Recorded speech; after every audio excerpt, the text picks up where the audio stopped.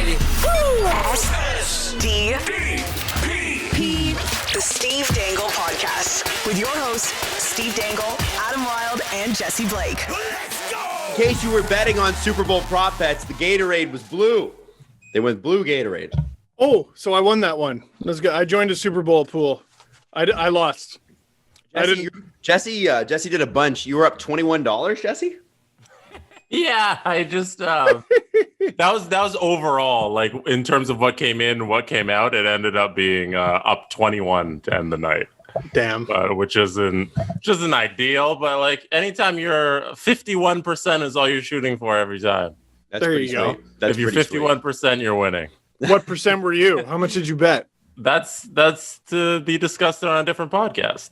Oh, is there another podcast? No. Doing another podcast? I was like, wait, what? I had parlayed 3 different prop bets together. I had I had sacks on under 3.5, and then I had sacks on over.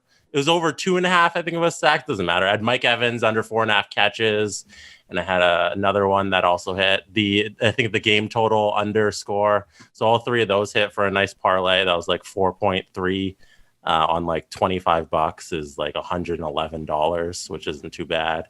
And then you lose a couple, and then I was in a props pool with a couple of my friends, and then ended up not winning that one. So that was $40 out, but like you finished $21 up, which is good.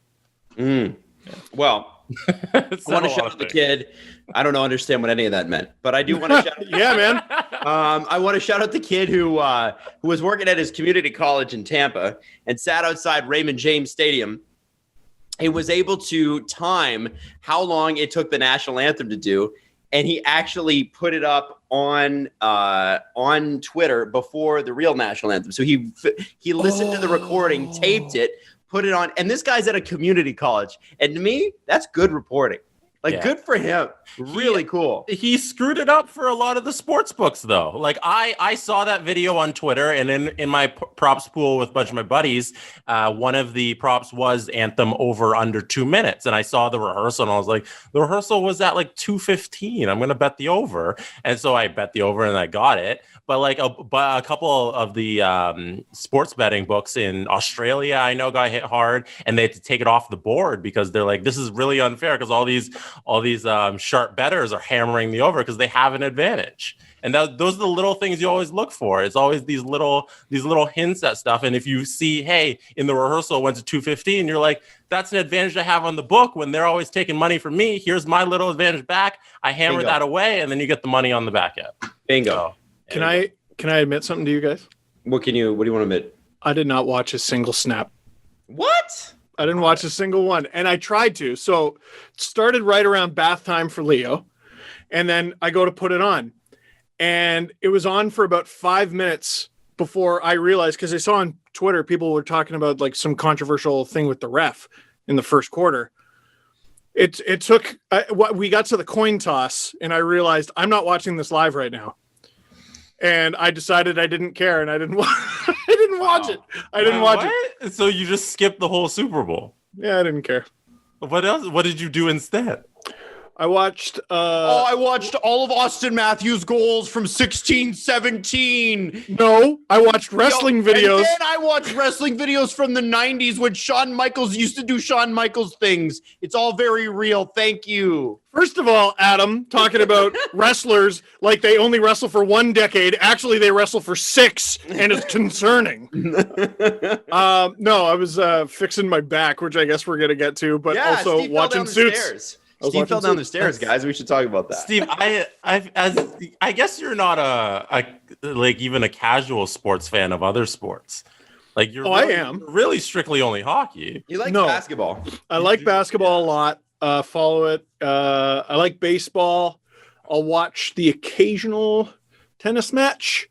Golf I can't do. I did golf highlights. That sucked the soul right out of my body. Is there a gun in your back from Ted Rogers saying, hey, you got to watch the Rogers Cup? Well, it's not the Rogers Cup anymore.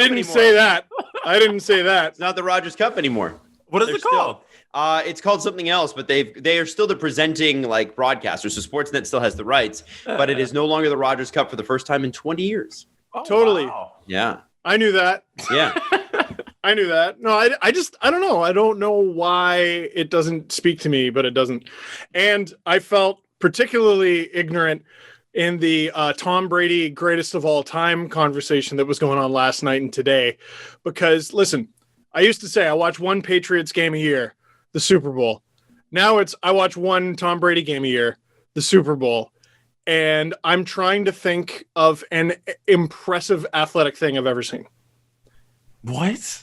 There were a couple years ago. Okay. There were a couple of years ago where he tried to run it, and I was like, his feet don't look like they match his body. He's a 6'5" professional athlete and he can outrun you any day. I know that. Hold on. You know how many people can outrun me? Hold on. So what? He can outrun me. I'm a blogger. I got to stop you because your gain is way too high on your microphone. Yeah. You got to break. Oh, sorry. I thought my take was just that ignorant. Are you even talking through your mic, Steve? Hello. Yeah. Oh, there you go. That sounds Is it that bad? It's in a different spot because I might have been coming from your computer audio. Oh, weird. Is it on now? I think it is. Sorry, go ahead. Well, it might have been from when I accidentally unplugged it when we were warming up. My bad. Yeah, I think probably. And also, your take sucked so badly that your microphone didn't even want to be a part of it.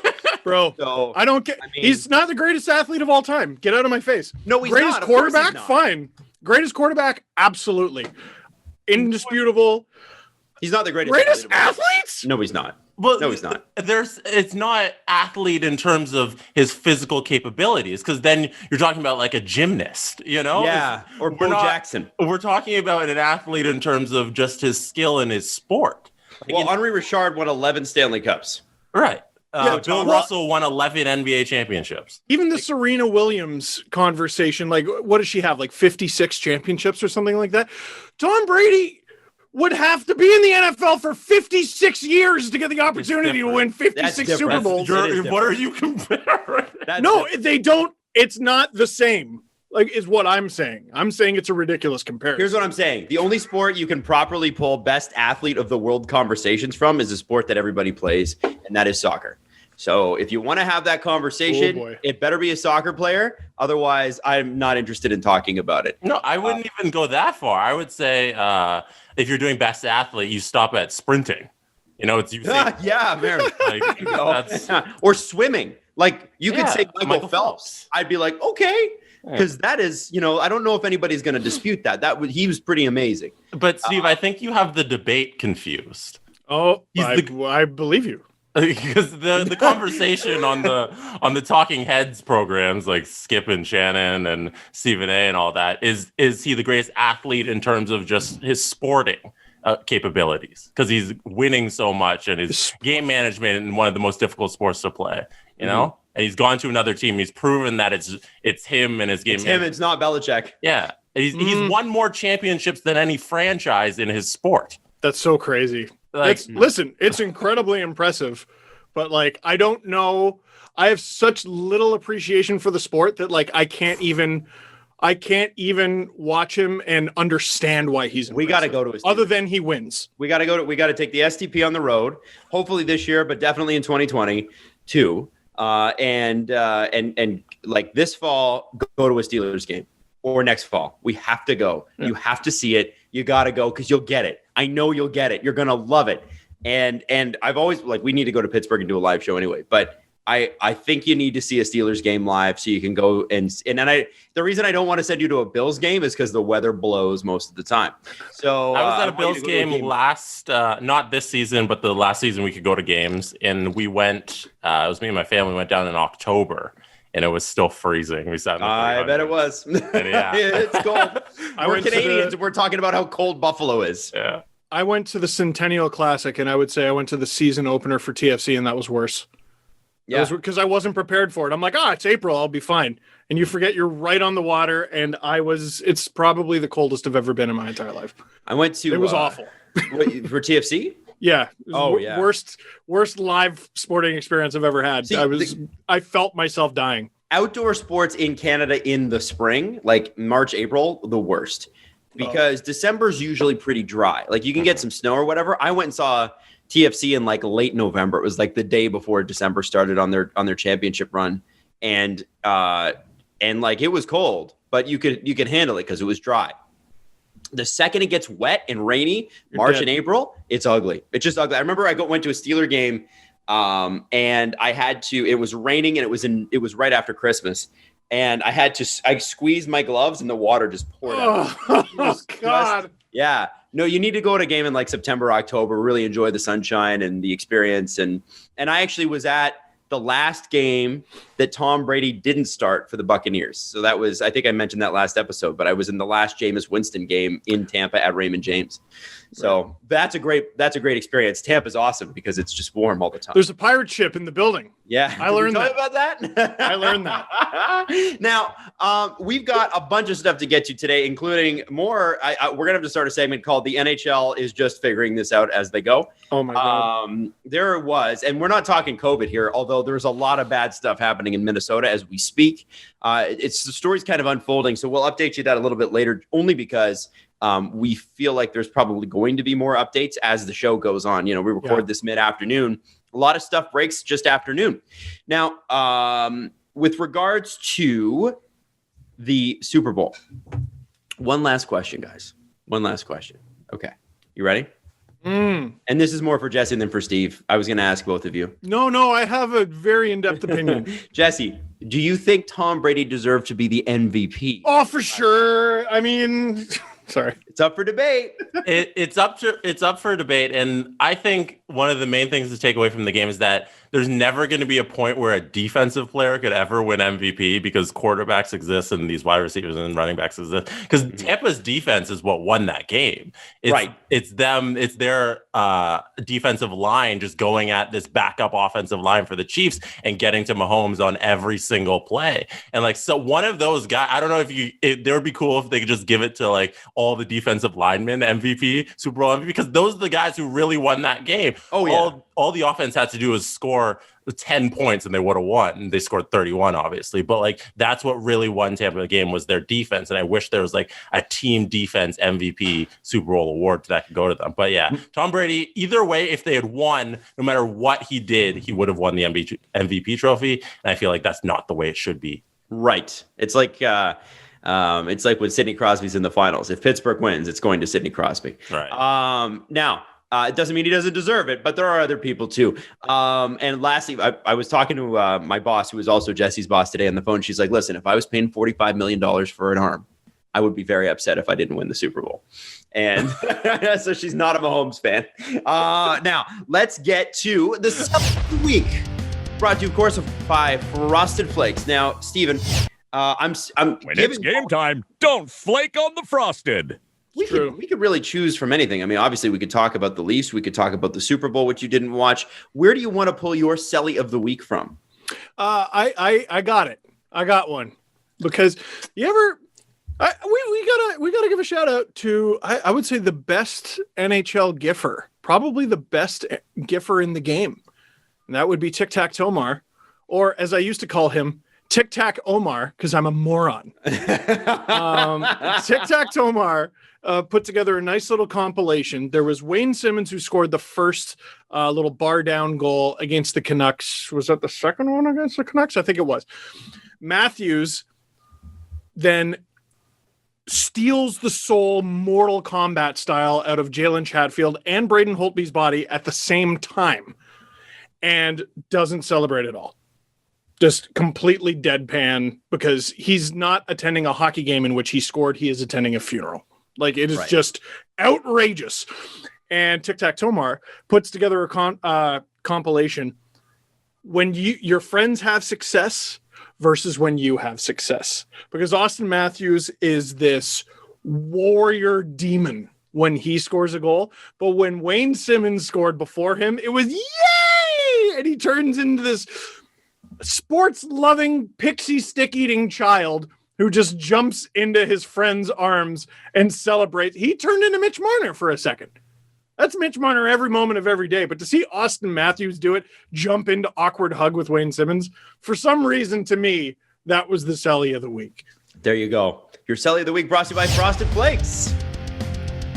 We gonna hear from Tony or?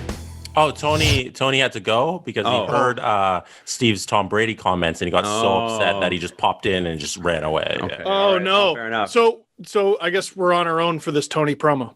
Yeah. Are you going to do it? Ooh. I think you're doing a Tony Romo joke there, and I didn't like it. That's a person who played in the NFL. All right, now here's a question. Here's a real question, okay? We got to do Who Wore the Crown. Jesse, who is the sponsor this week?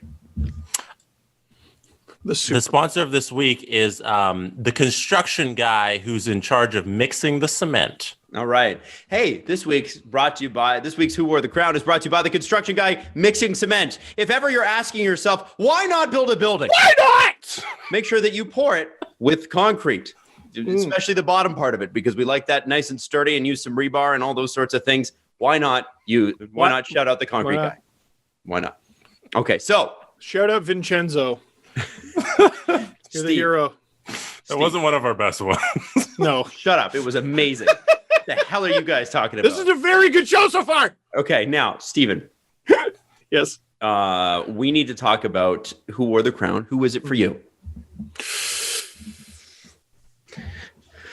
I'm going to go with everyone not in a Vancouver Canucks uniform.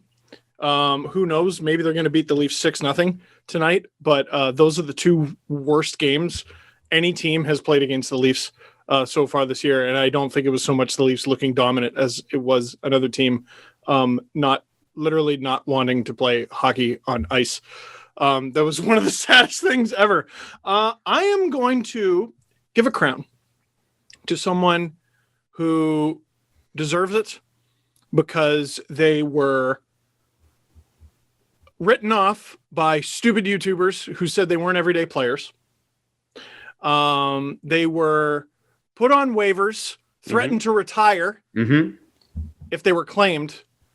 And then while playing on the fourth line, they scored a hat trick. I got to give my crown to Jason Spezza. You wear it. You put it on your damn head because you absolutely deserve it. You beautiful 37-year-old with a laugh that is perfectly normal for any human being to have. You deserve the crown, my friend. I'm going to give my crown to, that is the goofiest laugh I've ever heard. I'm going to give my crown to the Wayne train. Wayne Simmons. Scarborough, what's up? Even though we've lost him for 6 weeks, I'm sad. Wayne Simmons. Very sad. Warrior, beast, animal, all the things that Wayne Simmons needed to be in the Toronto Maple Leafs uniform. He's amazing. He's incredible. And boy, you were talking about what Tic-Tac-Toe Mar put together, right? In terms of how excited. You get the sense of what kind of teammate Wayne Simmons is when you see how his teammates react to him scoring. Boy, are they pumped. I pointed it out on my last LFR.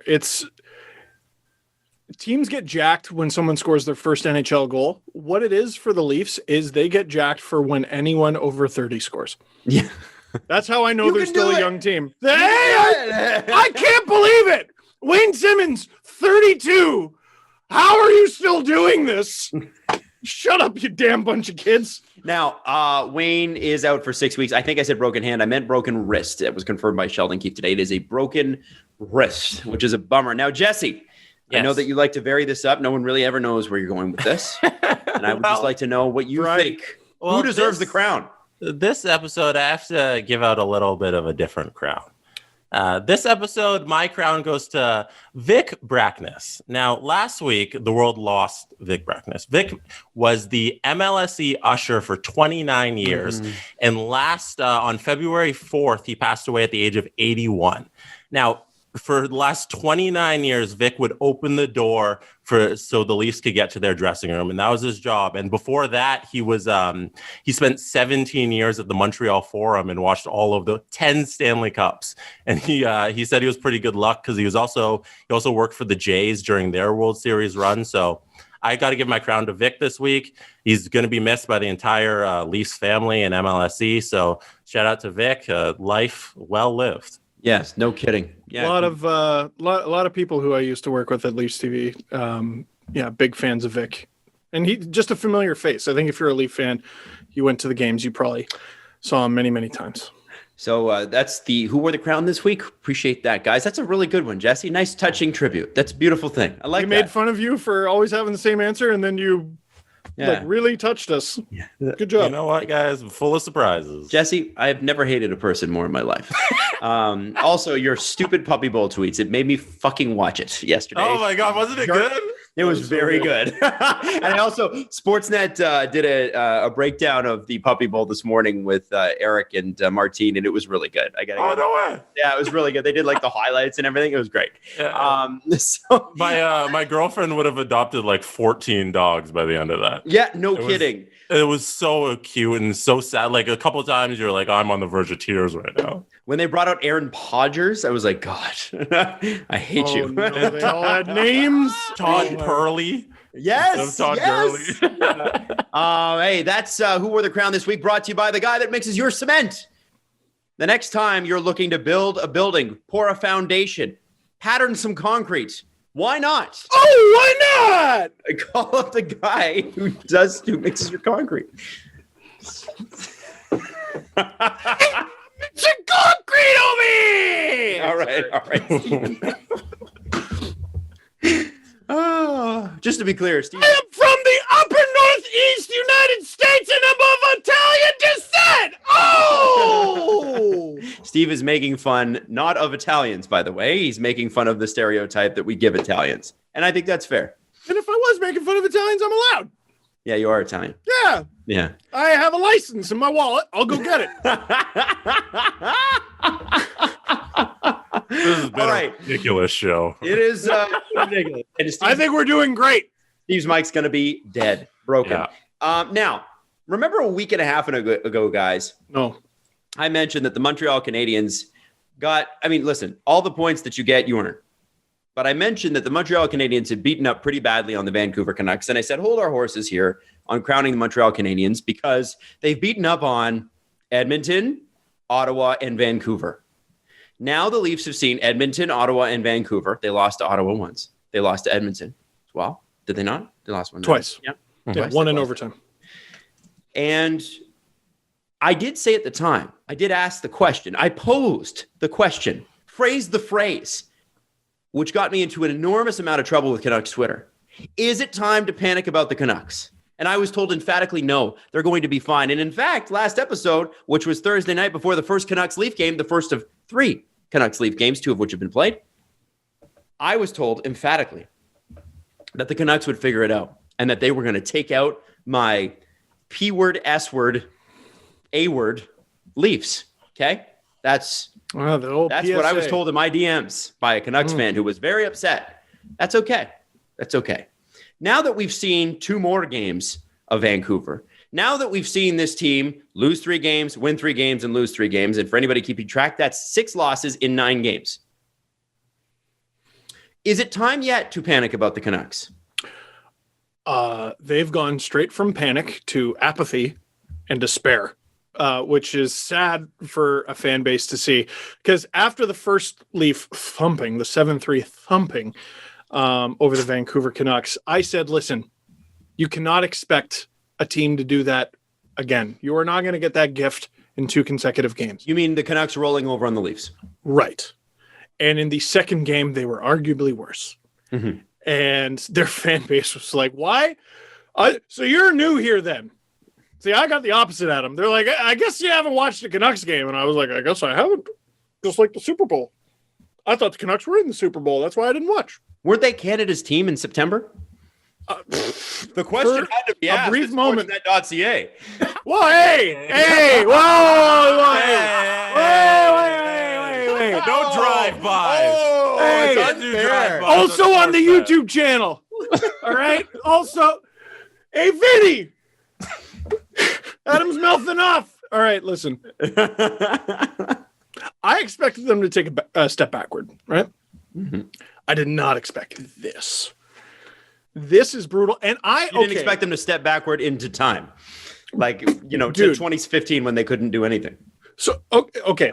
Do you remember, both of you remember Austin Matthews' second goal in that Yes. game? Where Braden Holtby gave it away. Yeah. Oh, which, by the way, elicited the craziest look I've ever seen from a goaltender I've ever in my life. And I was like, who is that look for? So he gave it to JT Miller, who is objectively outside of Jake Markstrom, I would say the MVP for the Canucks last season. Let's describe to Steve what happened on the play for anybody that might have missed it. That's important because this is a very key moment and shows the frustration that must be going on inside the Canucks dressing room. Well, okay. So the puck is cleared from the Leaf zone into the Canuck zone. There is a foot race between Quinn Hughes and Zach Hyman. I love Zach Hyman. I would expect Quinn Hughes to win that 10 times out of 10. I don't care if he's at the end of his shift or not. First of all, it was like 90 seconds into the period. Mm-hmm. How tired could he have been? So instead of letting Quinn Hughes collect the puck and go behind the net, and probably with that turn behind the net, lose Zach Hyman, he decides to play the puck to nobody. Fires it off the glass. And he didn't have to, is the thing. He did not have to. And JT Miller's back check on Austin Matthews was awful. It was terrible. And he did stop moving his feet, which he acknowledged today. And this is now the second time Miller's got his clock cleaned by Matthews in 2 games. But for Braden Holtby, who gave the puck away to stare down JT Miller, and then Miller, I thought he was American, but this Canadian thing where he's apologizing for things that aren't his fault that he's doing today, that's Braden Holtby's fault. He gave the puck away. What are you talking about? I did not understand Braden Holtby's death stare. And I gave him the benefit of the doubt in the video going, he's just upset with himself. Like, okay, Miller made a mistake, but Miller's mistake didn't allow him to cover up for yours. Like, do you see how you're at fault here there, Braden? He gave the puck away. He could have covered the puck. He could have played it behind the net. He could have done anything but give it away. He just yeeted the puck up the ice for no discernible reason. Matthews scores the easiest goal of his career and the game's over. And they acted like it. This is the other thing with the Canucks. They act like the game is over long before it is.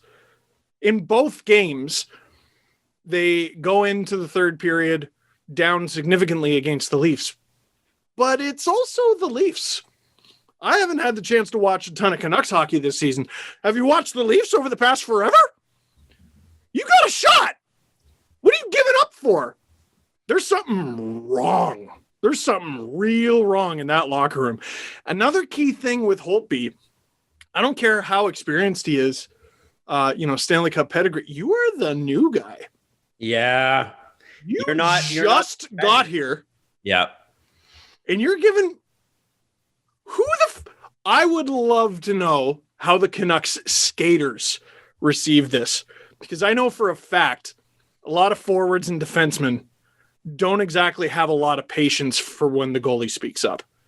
You got to be a truly special goaltender. We're talking Patrick Waugh 1993 playoffs saying, guys, I'm not letting another one in. And then he doesn't. We're talking very special situation here, but for Braden Holtby to so openly do that was very surprising to me, in part because it's Braden Holtby and also because it's his frigging fault. That's how I saw it anyway. Did you see the post game with Braden Holtby? I did not. Well, to paraphrase, and I'm not quoting directly, he's like, well, I didn't see the play or whatever, but he looked no shit. He looked despondent and didn't take responsibility for it. It's his fault. It is his fault. His fault. And I'm sure that's something you can solve in the dressing room later, but it goes to a bigger problem of I think there's an identity crisis in Vancouver. And when you lose Jake Markstrom, Chris Tanev, and Tyler Toffoli for nothing in the offseason, maybe we didn't take into account enough how much of a hit, not just personality-wise. I know Chris Tanev was, Markstrom was there forever. Tanev was a big, dressing room guy. Toffoli had just got there, but was, a big piece.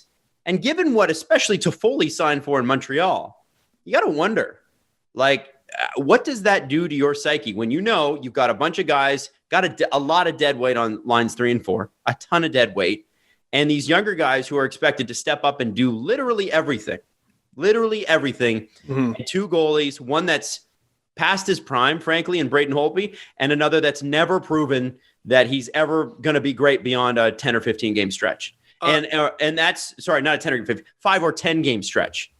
To give you an idea of how much the young players are expected to do, forget about the guys at the top of the lineup. They now have to replace the bottom of the lineup with cheap guys.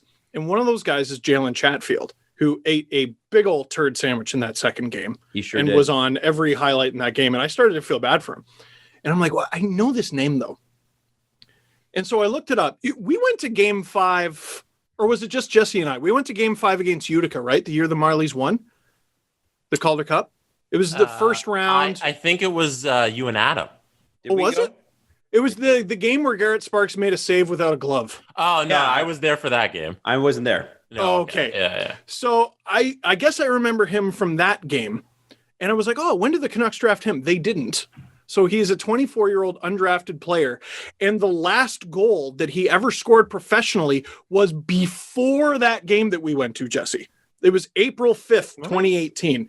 This is how deep they're going in. And I guess they didn't get him for his offensive prowess. Obviously, you look at his stat line from the AHL and it doesn't really hold up. But this is how deep these guys are digging. And you want to talk about putting guys in a position to fail. Almost all those goals, it felt like he was put in a position to fail. I look at the goals that Demko let in the first game and Holtby let in the second game. And there's a few would have been nice to get saves in there.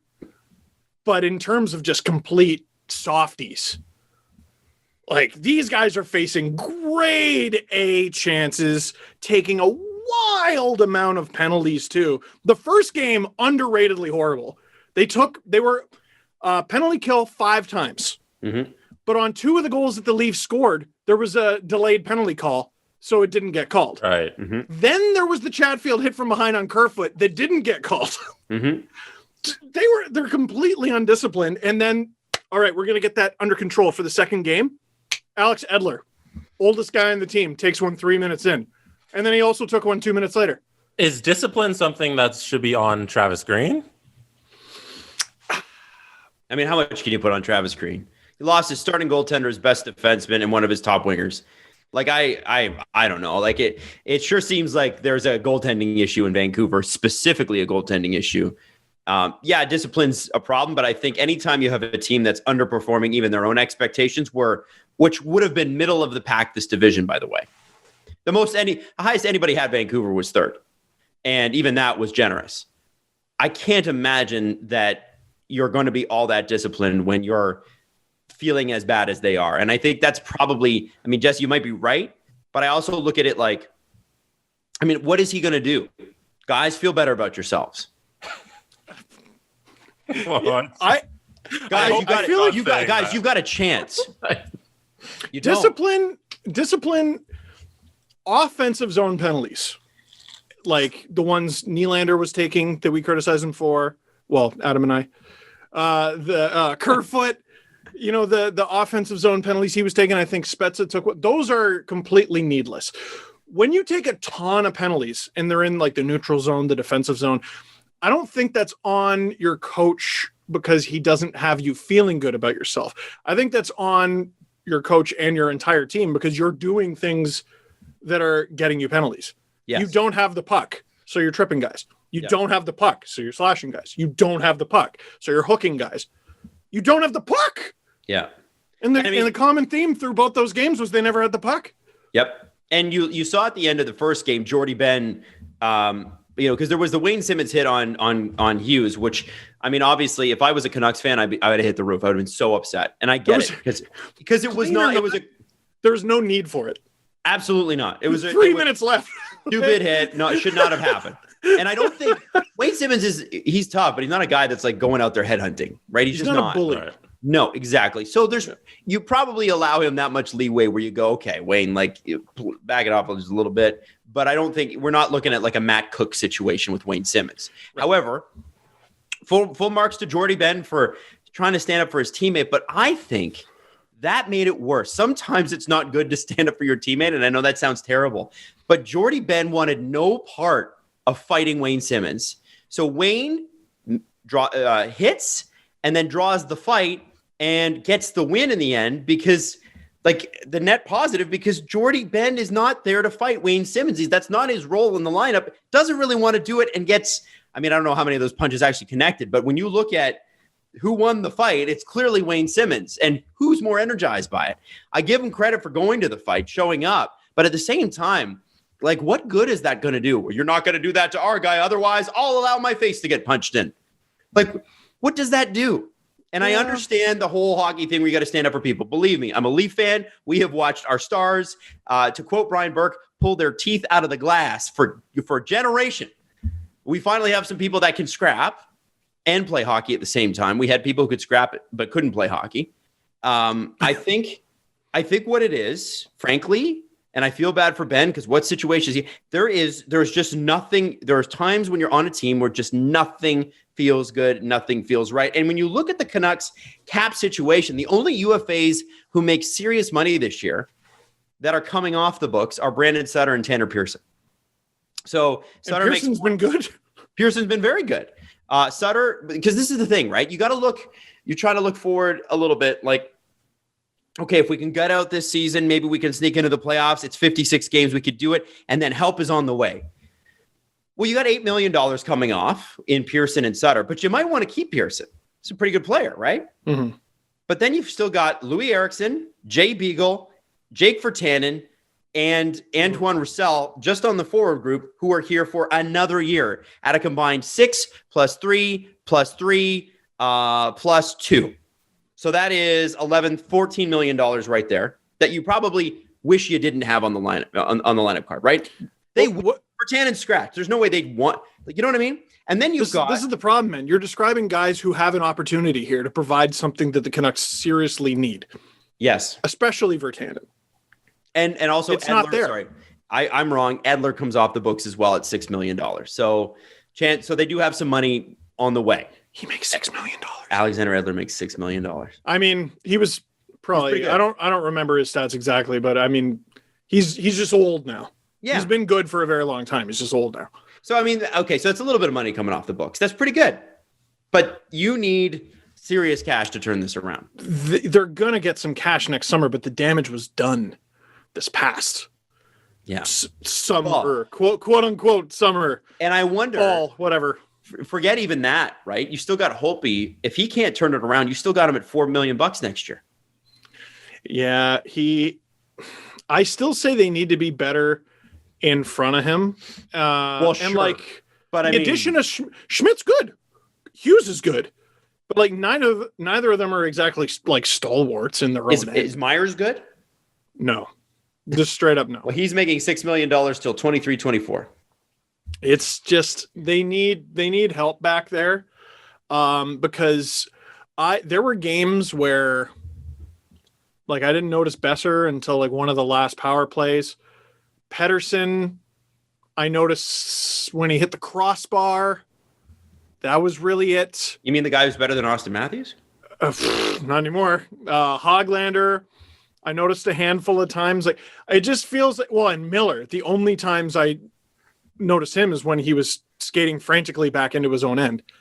And he did have the one goal that was called back.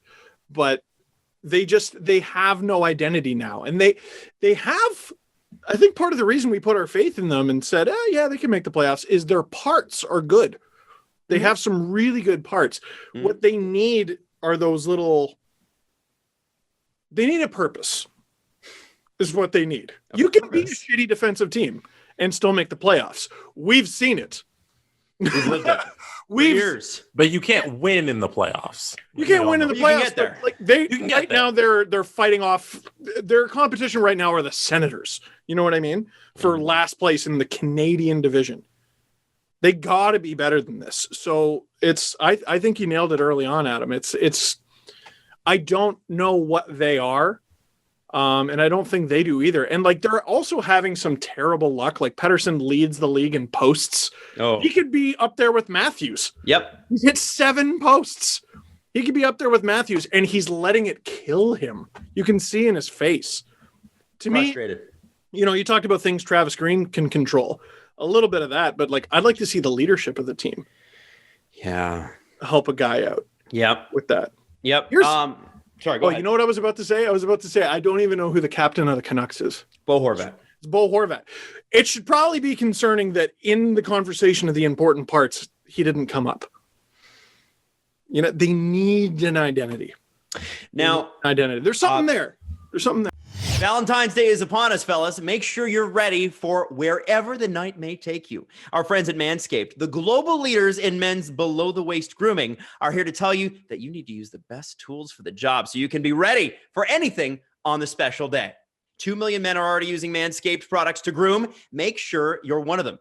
Now, the best way to get started with Manscaped is the Perfect Package 3.0, full of the best products to keep you looking, smelling, and feeling nice. The Perfect Package 3.0 is led by their revolutionary third-generation Lawnmower 3.0 trimmer, which has advanced skin-safe technology and features cutting-edge ceramic blades to reduce those grooming accidents that are oh so inconvenient. It's also waterproof, which prevents any sort of mess, shall we say. Do you know what I'm saying? I think you know what I'm saying. Now, get 20% off and free shipping with the code SDP at manscaped.com. That's 20% off with free shipping at manscaped.com. Use that code SDP. Happy Valentine's Day from Manscaped. Because the Leafs did lose Wayne Simmons, they have upgraded Scott Who the Hell Are You Sabourin's deal to a two-way deal, $700,000. Good for him. He's going to be a place filler probably. If they do need some grit and sandpaper in the lineup, I don't imagine they're going to turn to Scott Sabourin, but I've been wrong before. And I think it's another opportunity with Wayne Simmons gone for the next 6 weeks for somebody to step in. Now, we do have some good news. Joe Thornton and Nick Robertson were practicing today. Neither are yet eligible to come off the IR. And sorry about the sirens in the background. If you can hear them, I live on Queen Street. What can I say? It's Adam's house. You're not being pulled over. Don't worry. Exactly. Yeah. But so the couple of roster moves and looks like some help is on the way, and you're going to have injuries. Real bummer for Wayne Simmons, though. What a tear he's been on. And I got to say, that's a guy that Toronto Maple Leafs fans, it's so weird. Toronto's got this weird complex. We've talked about it before, where we almost hate the best players but really like the guys who are trying hard and are seeing some success that's unexpected. It's been that way forever. It's Sundin, so fucking McGillney, strange. Larry Murphy. Like Boris Salming. One of the best. Boris Salming. He's amazing. Larry Murphy is such an interesting case, and you should look it up. But he signed to the Toronto Maple Leafs. He's one of the best defensemen in NHL history. And all Toronto did was bitch about how much he made, which I think at the time was like $1.5 million, $2 million. Whoa. And so they traded him to Detroit because the Leafs organization used to listen to the fans, which is a terrible idea when it comes to players. Like, what are you doing? They traded him to the Red Wings, where he probably won 2 Stanley Cups. And it's a sad sort of story. Like, that team was loaded. A young Nick Lidstrom, Larry Murphy, Vladimir Konstantinov. Like, there were some unbelievable players. Larionov, Yzerman, Fedorov, Shanahan. Crazy. I went back when I did the Dang It video for the game that got Patrick Waugh traded out of Detroit. Out of Montreal. It was the 11-1 loss to Detroit. I was just looking at Detroit's roster. Like, holy shit. I think Crazy. It was Kozlov. I want to say someone had like 5 goals or something like that. Vyacheslav Kozlov. They were murderers, that team. It's amazing they didn't win the cup that year, but then they won back. The Detroit Red Wings from the 90s should have won the cup probably 5 times. 100%. The fact that they only got 2 is sort of a travesty. Like, really, they should have won in 93, probably. They should have definitely won in 96 when they had 120 points or whatever it was.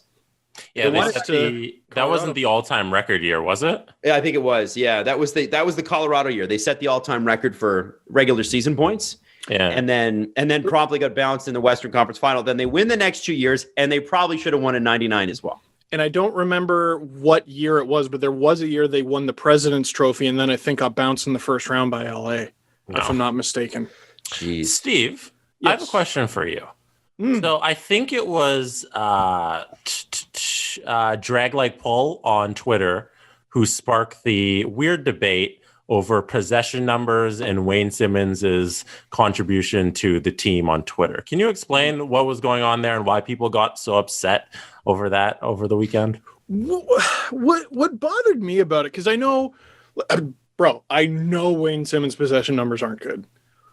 So that's a real thing. The possession numbers aren't good, so people were saying this might be a good supposedly thing. Jesse, I haven't looked at them because I don't care. Like, because I know exactly what he brings. I know what he brings.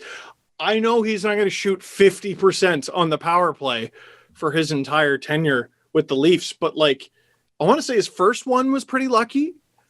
And then his second one, I can't remember exactly how he got it. His last three were beauts. That one on the rush where Hall set him up. He roofs it in the Canucks game. And then that tip was a thing of beauty. Huge celebration for a 5-0 goal, but we don't need to worry about that. It's what bothered me about the debate was the timing of it was nonsensical to me because it looked to me visually anyway that he was getting better, and we already knew he was probably going to miss 6 weeks when this debate started. So I didn't understand where it was coming from. It was obvious this team loves this guy. He provides so much more than, some of the face punchers that we experienced in 2013. And also, I'll fully admit this as part of my fault in this whole discussion. I irrationally like Wayne Simmons. Yeah, me too. Listen, he'll have to do some pretty bad things for me to stop liking this guy. And I know his numbers weren't very good. But I'm struggling to think of a goal that was his fault. I can think of I think there was one in maybe the first 4 or 5 games. I know exactly what he brings to this team, and I love it. As a counterbalance to that argument, has there ever been a team in NHL history with any sort of success that has every player in positive possession? Probably, but here's the question I always have is, because I'm a believer in stats and everything, and obviously in an optimal world, everybody's got positive possession numbers, but I don't think that's realistic. The problem for the Leafs when the advanced stats versus non-advanced stats debate was raging is that the Leafs put their faith in players, the best players, the players that were supposed to perform for them, who had negative possession stats. Literally, they I mentioned it last episode, it was Bozak, Kessel, and JVR sure did score a lot of goals, sure did allow a lot more. And that was the issue. So now you got your stars being stars. Matthews, Tavares, Marner, Nylander, all of them scoring over a point a game. All of them. $40 million in those 4 guys, they're all scoring over a point a game or at a point a game. That's pretty amazing. And by the way, Tavares and Nylander very quietly are having a great season. Both 12 and 12. 12 and 12. That's man. What more could you ask? Yeah. That's what you're wanting. And the thing is that okay, you could say I don't know where any sort of criticism for Tavares is coming from at this point, but you do sometimes see it. It's the the Matthews Marner line is they're otherworldly. And my long belated point here is you need your stars to have positive possession numbers. You need your stars to be stars in all of those categories. But when it comes to a guy like Wayne Simmons, if he's playing with Marner and Matthews, do we care about his possession? Probably not. You have him there for a different reason. And you have to look, you can't just take one metric and apply it to all players and go, they're good or they're bad based on this. I think when you look at, and I don't know if that was happening in the debate, because frankly, I was busy living. But the reality I didn't see much of it. I don't really like the whole thing about at least in my stupid man's opinion. I don't think that you can just say, well, and I'm using Corsi as an example, but Corsi's probably a poor example. Well, is Corsi shit, so is he. There are other things that you can bring to the table. And the reality is, if Wayne Simmons hadn't been there to score those goals, they wouldn't have been scored. Right? Yeah, and you mentioned bringing other things to the table. We can't disregard that chemistry is also a thing, and liking a guy, because when you get along with people, you also perform better. And yes. If locker room guys are a thing, and sometimes they help your team win. Look at Tony DeAngelo. All the fucking talent in the world. Teammates cannot stand him. He's off the team. Depends what you ask. Oh, well, it depends what you ask. Okay. What do you mean? In terms of his talent? No, the locker room thing. Oh. By most examples, he's a prick. Anyway, okay. Sorry.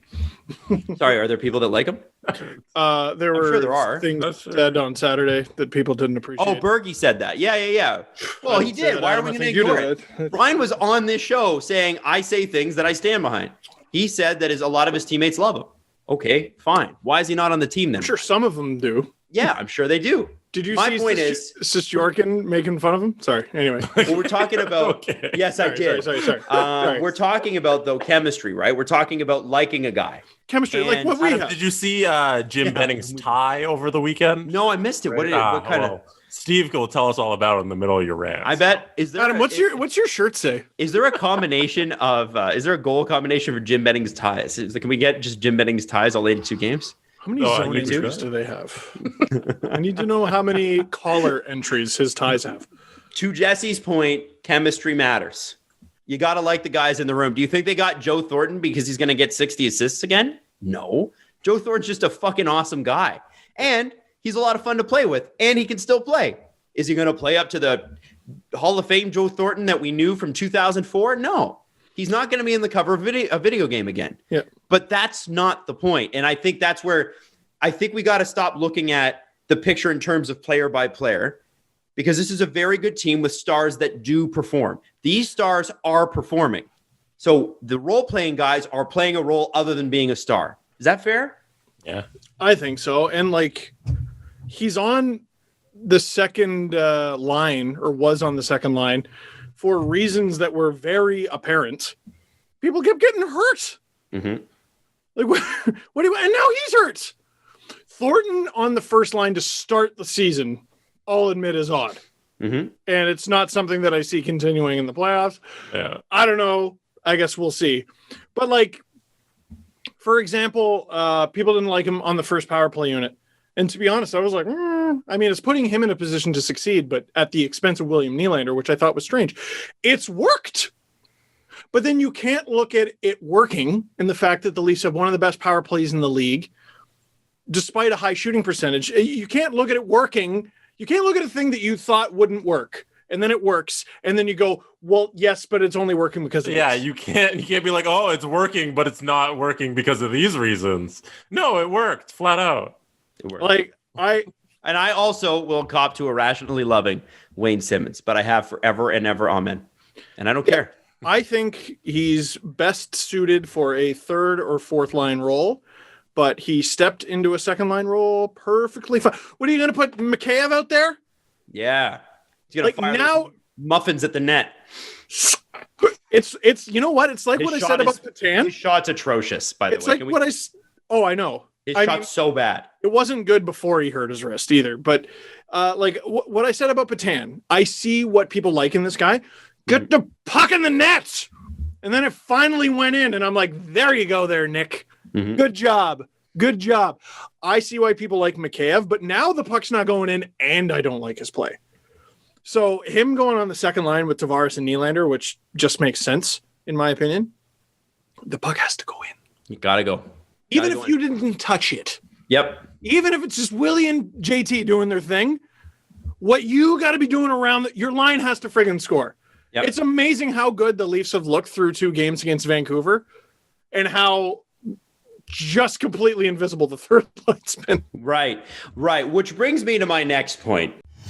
For a certain kind of sports fan, the most important part of a game isn't always who wins and loses. Whether you're sweating out a late field goal to hit an over or watching nervously as a 3-pointer in garbage time makes or breaks your 4-leg parlay, having skin in the game completely transforms the fan experience. And that's why The Athletic is excited to announce the launch of its exclusive U.S. partnership with BetMGM and its new sport betting hub. Sports betting coverage at The Athletic will deliver all the insights, analysis, and original reporting subscribers have come to expect, plus fully integrated live odds and special offers from BetMGM. So even though Super Bowl 55 is now behind us, there's still plenty of great action, whether you're talking NBA, NHL, college basketball, golf, and soon enough, the MLB. And I know this, I'm going to be looking at hockey. It's chaotic, it's fun, and I'm going to get into it. Right now, BetMGM is offering Steve Dangle Podcast listeners a risk-free first bet up to $600.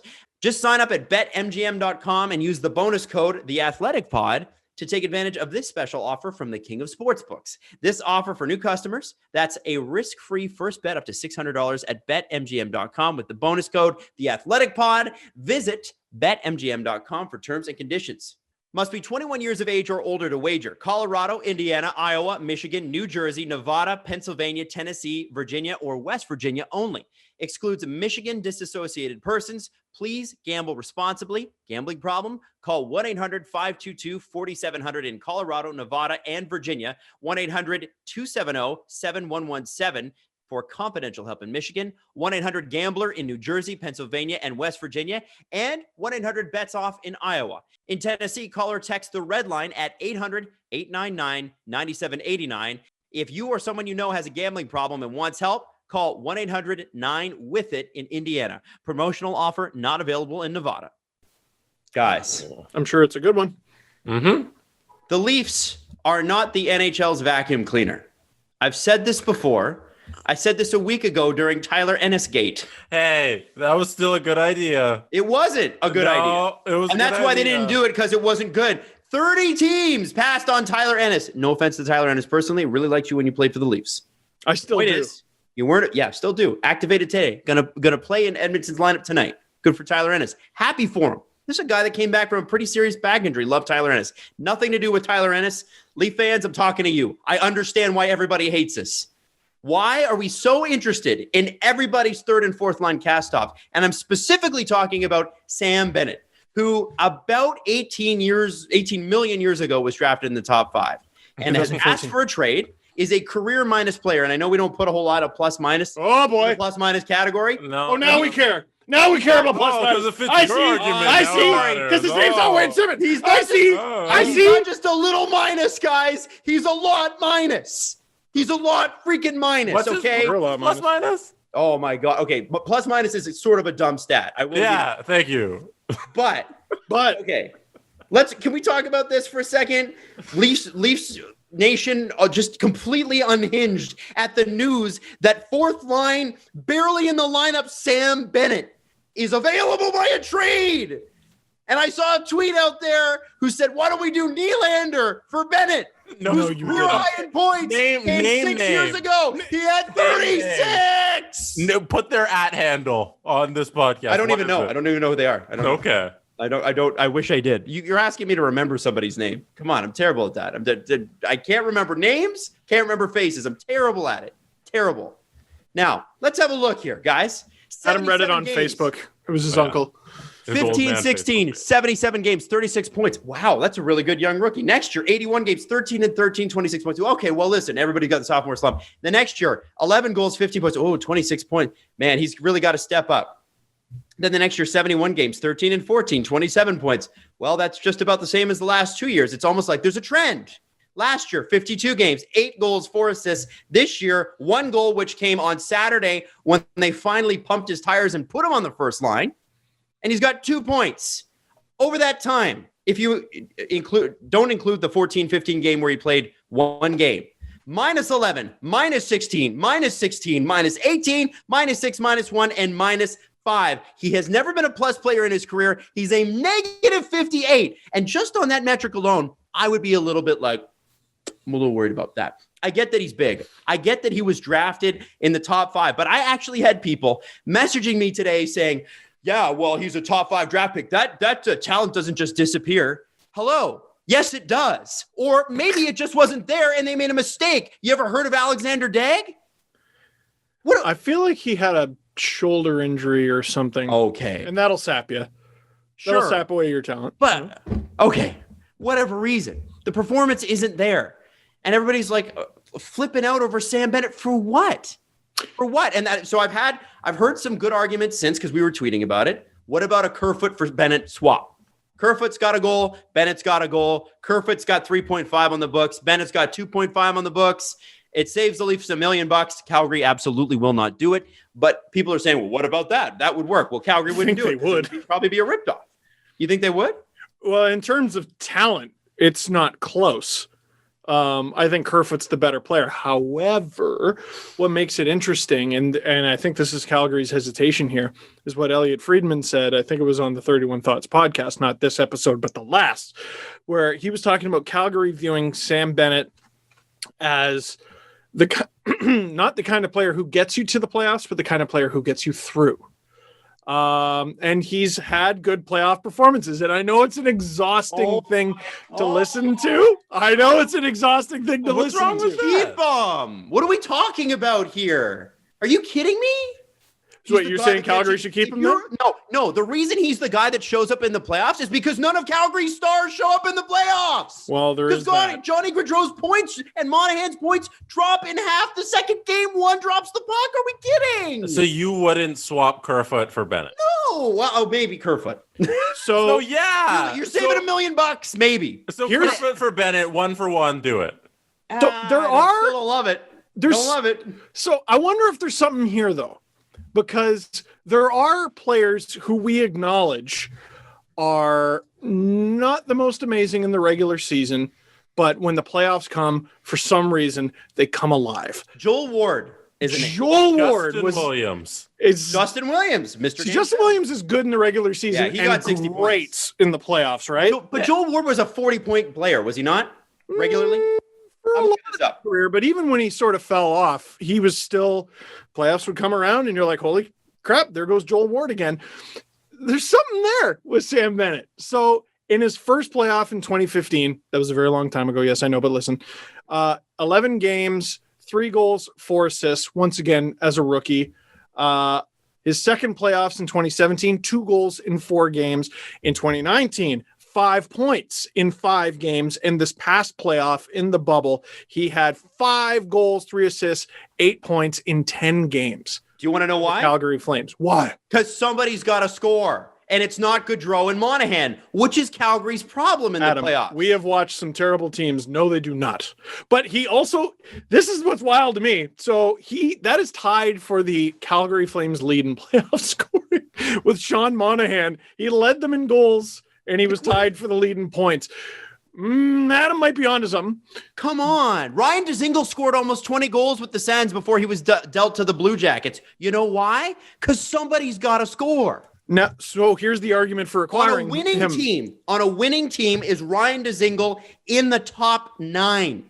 Here's the argument for acquiring him. The Leafs are making the playoffs. Mm-hmm. They're going to. Mm-hmm. Could you use some Sam Bennett in your life? Could you use some Sam Bennett in your life? Some meat and mustache, 2 things proven to get you through the playoffs.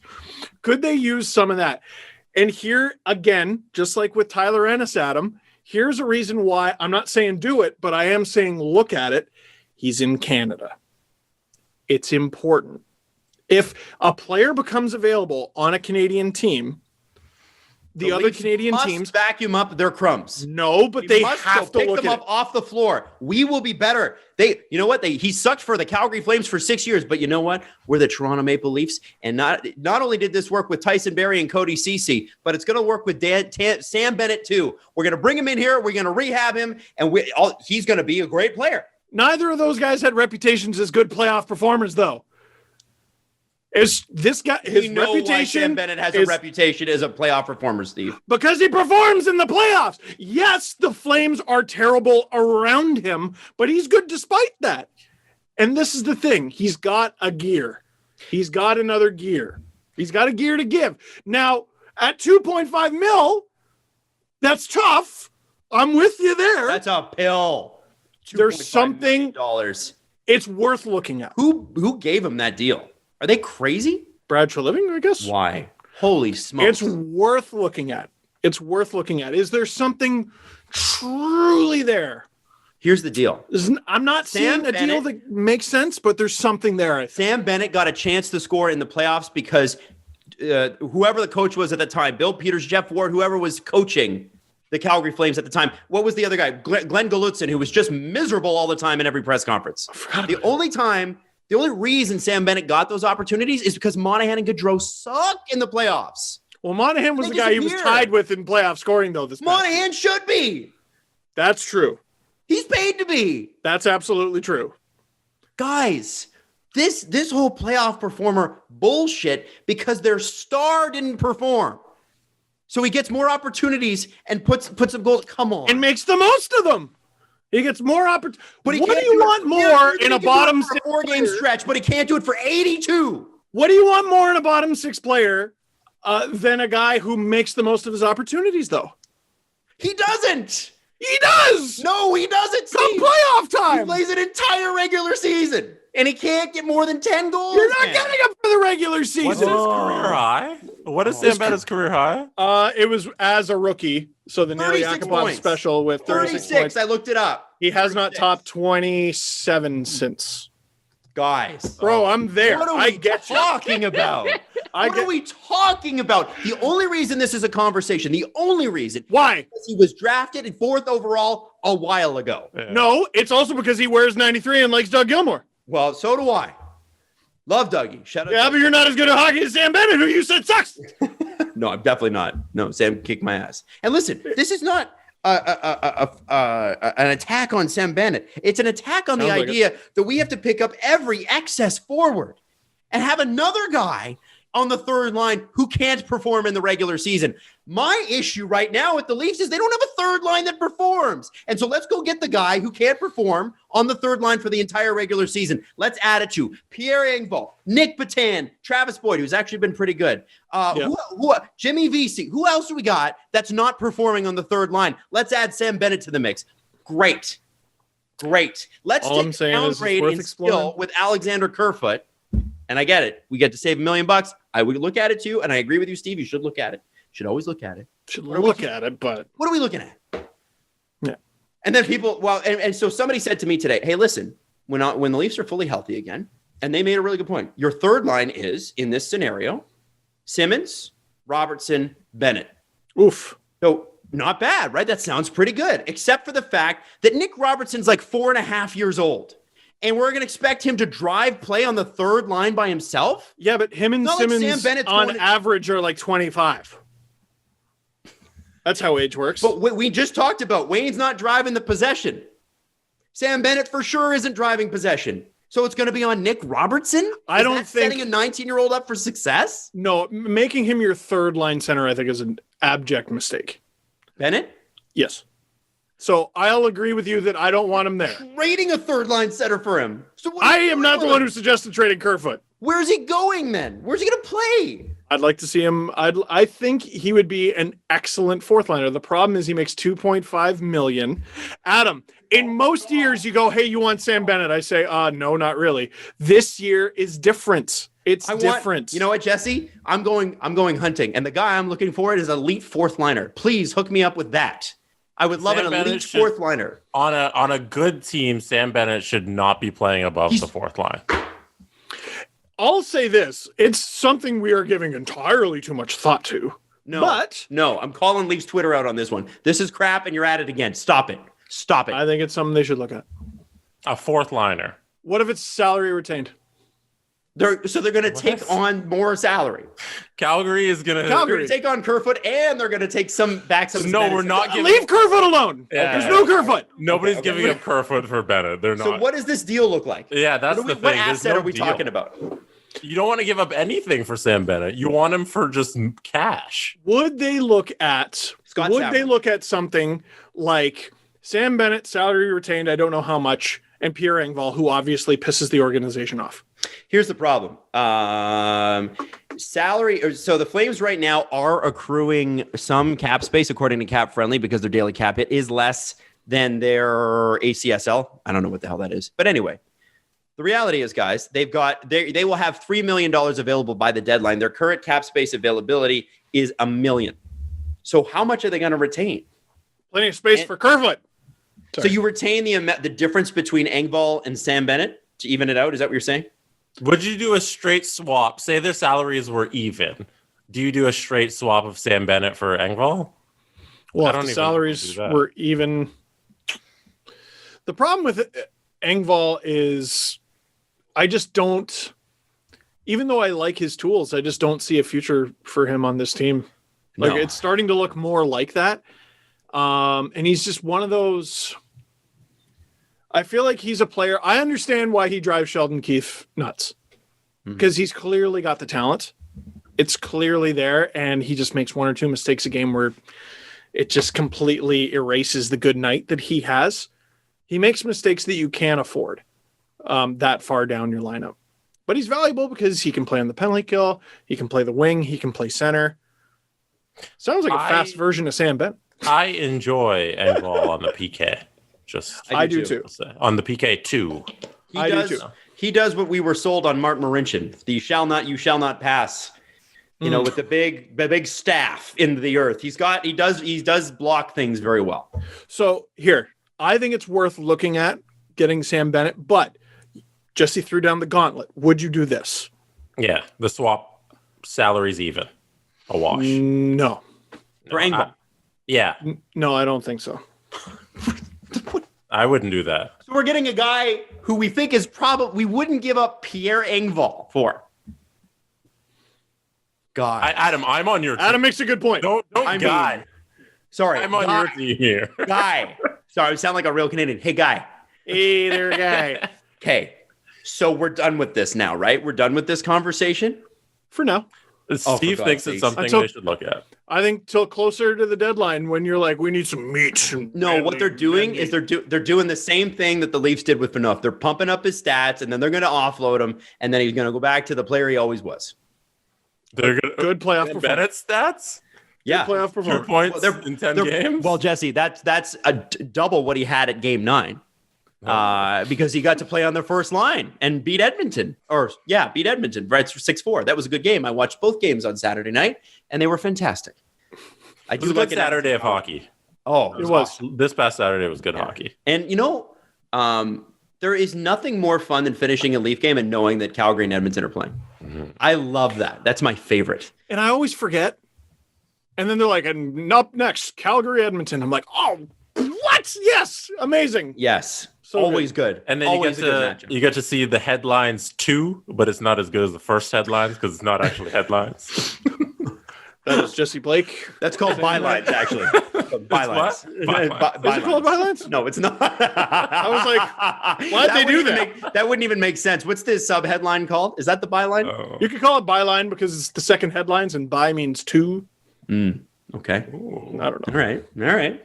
But you'd have to spell it different. Steve, Latin expert. Right. It's amazing. That must be the Catholic upbringing, right? You got to learn a little bit of the Latin. Yeah, I got a little bit of Latin and a whole big bunch of shame. All right. We're back from a little break for Steve, who needs a back break because he broke his back falling down the stairs. Like Abe Simpson. I fell into the China hutch. And now I need to walk around mid-podcast so that I feel better. I've screwed my back up worse than this. I'm not worried about it. What happened? I fell down the stairs. Nothing heroic about it. I just sort of stepped on him funny. It was a carpeted stair. You stepped on Leo funny? That's weird. Sock. I stepped right on my son intentionally. Wow. And I think you were going, baby? Yeah, you were going for a field goal kick with him, but instead you stepped on him. Well, like I saw another male in the house and I was like, this guy's coming for he thinks he's top dog. And then what happened is I slipped on him and he was perfectly fine and laughed at me. Let me ask you a question, Steve. Yes. Who gets more attention from Mrs. Dangle, you or him? Leo. He is top dog. 100%. Even Iggy is second dog. I was gonna say, is it Leo? Dog. Is it Leo, Iggy, then Steve? She doesn't put my food in a bowl. Nor does she pick up my poop. I'm the only person in the house whose poop she doesn't clean up, and I think it's garbage. Well, I'm sure you could take that up with her. I'm not sure how far you're gonna get. I mean, she's short, but she can still reach my chin. That's what I figured. It'd be a tough punch. So let me ask you about this. Let me ask you about the Edmonton Oilers, who I think it's time we can officially say it. The Oilers are what they've shown you they are.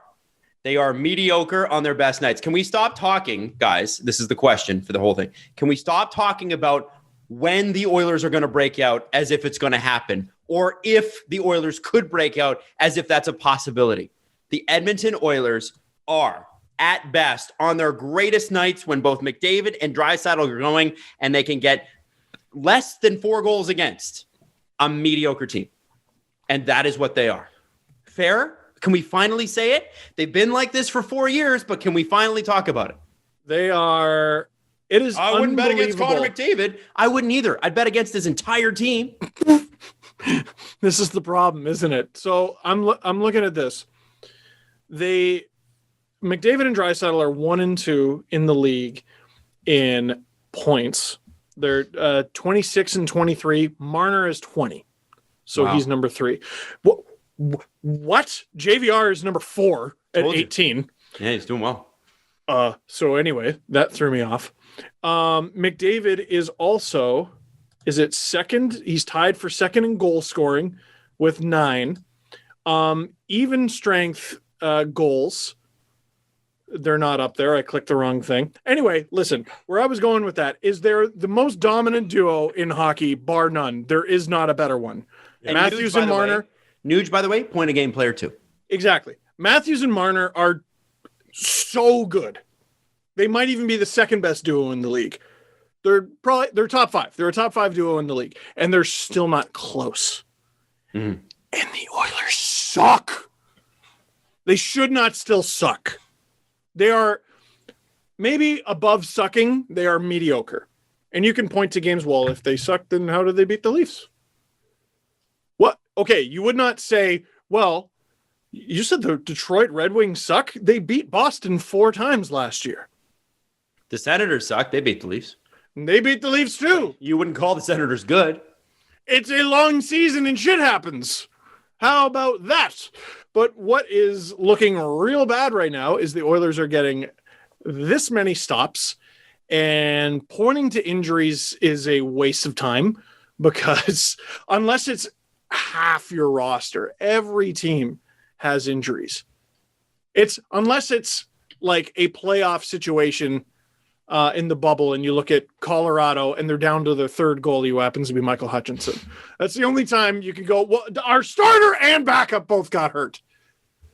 But when you're leaning on Mikko Koskinen, which you can't blame your season on account of the giant contract that was given to him, maybe not giant, but probably bigger Giant in comparison to what he should be making. what he should be making. When you let the general manager sign that contract and fire him 2 days later, which I want to know, as a hockey fan, this isn't me as a Leaf fan dancing on the Oilers' grave that they're still alive and breathing. This is me as a hockey fan going, when are we going to get Connor McDavid and Leon Draisaitl some friggin' help?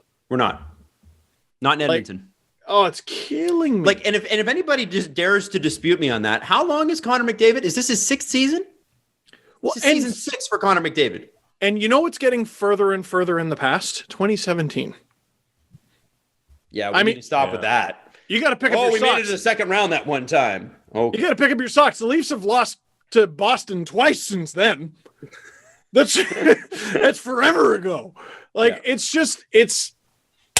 had the one run the run is comparable to what the Canucks had in the bubble. Mm-hmm. They won the first round and they did very well in the second round, but didn't quite win. Mm-hmm. It's almost carbon copy.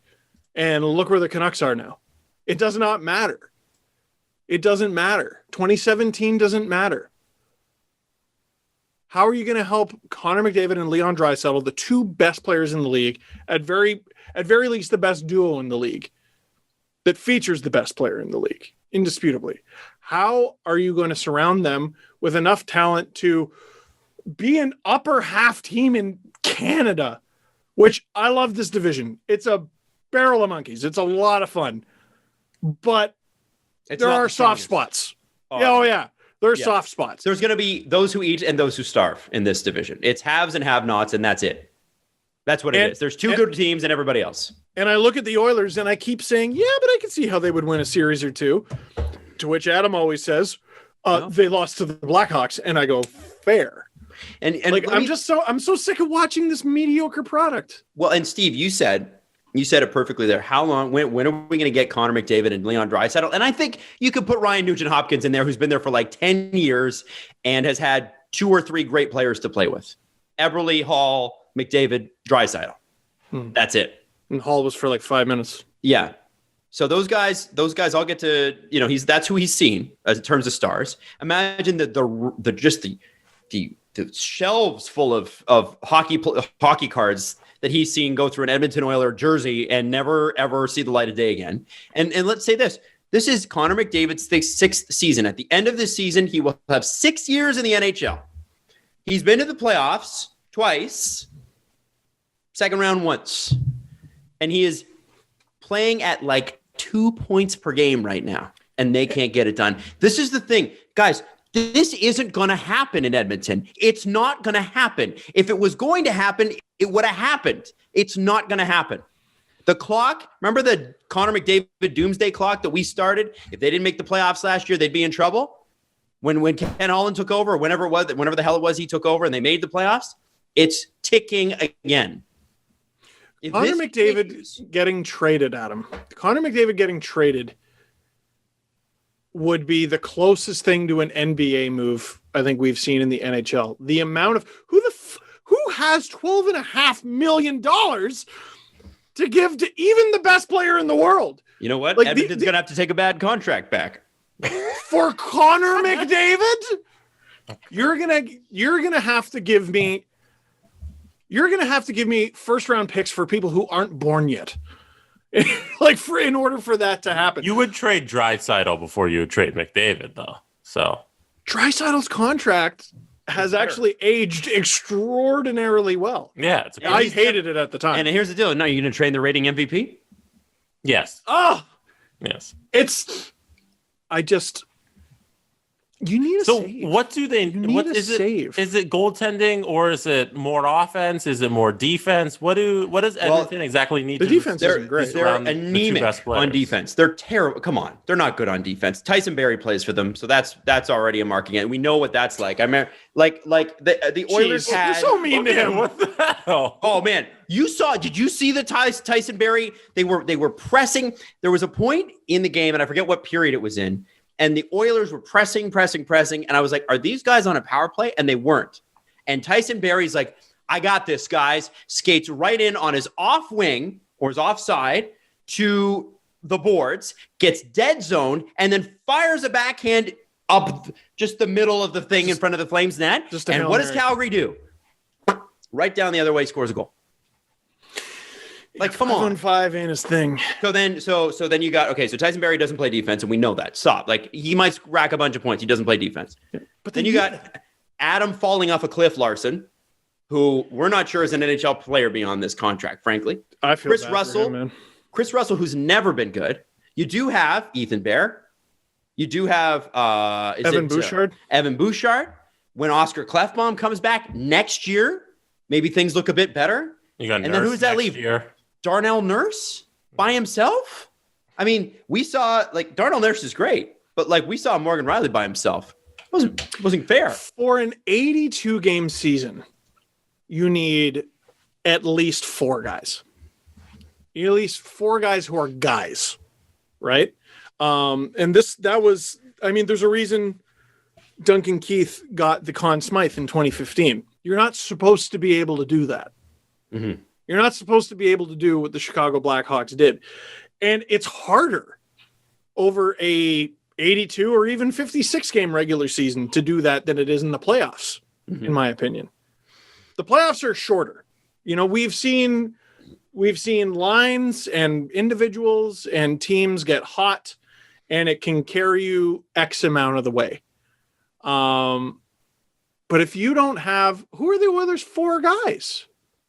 It's not enough. It's not, and behind it all, because I look at their defense and I go, it's not the worst in the league. It's not even the worst in Canada. Okay, but is that the bar by which it's not a good bar? It's not a good bar, but you can get. It's not by. even the worst in the league, you guys. You can get by with a goalie though, and they hitch their wagon to the wrong goalie. Well. It's a good thing Mike Smith makes his return tonight. I was about to say, help is on the way.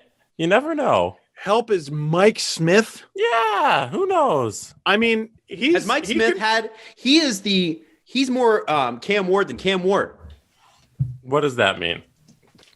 Adam, go ahead. Mike Smith had a good run once and made the Olympic team and the Coyotes made the conference finals, and he's been riding that.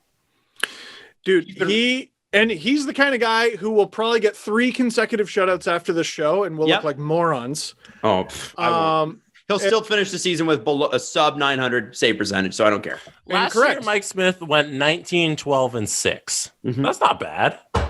Okay. That's his record. Yeah. How, Save how did he percentage do of it? 902.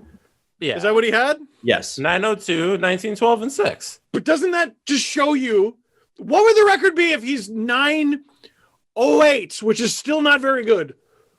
Even Or league average, 910. 915. Yeah, 915, they win the Stanley Cup. Maybe he improves to that this year, and this is the help Edmonton needs. 39? Yeah, why not? He's 39. Coming off an injury. Yeah, guys. And then here's the thing, Mikko Koskinen right now. By the way, I love this quote from Mark Spector, and I know there are some divided opinions on Mark Spector, but that's exactly why I like him. He's fun. And he wrote this. Today, if the opponent gets 3 goals, you're likely to lose. So Mikko Koskinen's 3.55 goals against average is a problem, a major problem. Now, I was Where like, would okay, they be without him? Where would they be without him on account of they didn't have anyone else? Right. And so, and they did take a big swing at Markstrom, and he just chose Calgary over Edmonton. That's what happened this summer. So they did try to address it. All right. But the thing is, you didn't really address it. You tried. And what does trying get you in sports? How many cups do you get for trying and missing? Can I say, in defense of the Oilers, and You're not their going to answer fans, my question? And if Because I have somewhere I'm going sorry, with this. what was your question? How many cups do you get for trying? 0. For showing up and trying? Yoda said you win them all. Nothing. So Koskinen's career average goals against average, guys, is 299. Hey, that's less than 3. His save percentage this year, by the way, it was 917 last year. Not bad. No, that's really good. That's why they were 5th in the West. They were good. It was 906 the year before. Probably more like what it should have been. It's an 889. Ooh, You're not going to win. You're not going to win with that. And a 39-year-old goalie. You're not. It's not fair. Believe me. I want Edmonton to be good. I want them to be a team that comes in and is scary. Can we acknowledge that a big reason Edmonton is in this position is Carolina shafted them for no good reason? What was that? On the waiver wire, I think it was the Oilers put Anton Forsberg, I think it was. Yeah. And Carolina took him, and then I don't think they've used him, or they put him back on waivers or something like that. And because the Oilers were good last year, for the first month of the season, they have a terrible waiver wire position. So all these teams were able to snipe all the goalies away from them. Have the Devils even used Aaron Dell after stealing him from the Leafs? They've taken 2 guys. They took Dell and Comrie because they were shits last year. Like, I think, I don't know. I look at how many games have been postponed and the goalie situation and the waiver situation this year. It feels like they should have maybe rethought waivers this year. And should rethink waivers in general. Like, remember when Evgeny Nabokov signed a deal? He was in Europe. He signed a deal with someone. I think it was Detroit. And the Islanders went yoink because he had to go through waivers. Why? Why did he have to? Scott Sabourin today had to clear waivers. Now, I'm not going to die on that hill. But what waivers are designed to get as many players in the NHL make an NHL salary as possible. But in the event of claiming a guy and then trying to send him down to the minors, which has happened several times this season alone, who's benefiting from that? And then you're getting carted off here, there, and everywhere against your will. You didn't want to go to any of these teams. You didn't ask for a trade. You're getting carted here, there, and everywhere across borders in the middle of a pandemic. I like Troy Grosnick is the big one because I think he got reclaimed by the Kings after getting taken by the Oilers. And he had to do that whole quarantine. Now he's got to go back. How often has he even been on the ice this year? Like, missing, it just seems like a ridiculous situation. Well, you can't, and it's one that screwed the Oilers directly. I think if the NHL had tried to change that, the Players Association would have been like, no, we have a deal and you're not touching it. And that's it's probably less about the actual issue itself and more about any talk of reopening, because you remember how that went, right? They had that conversation over the break, Yes. and it didn't go well.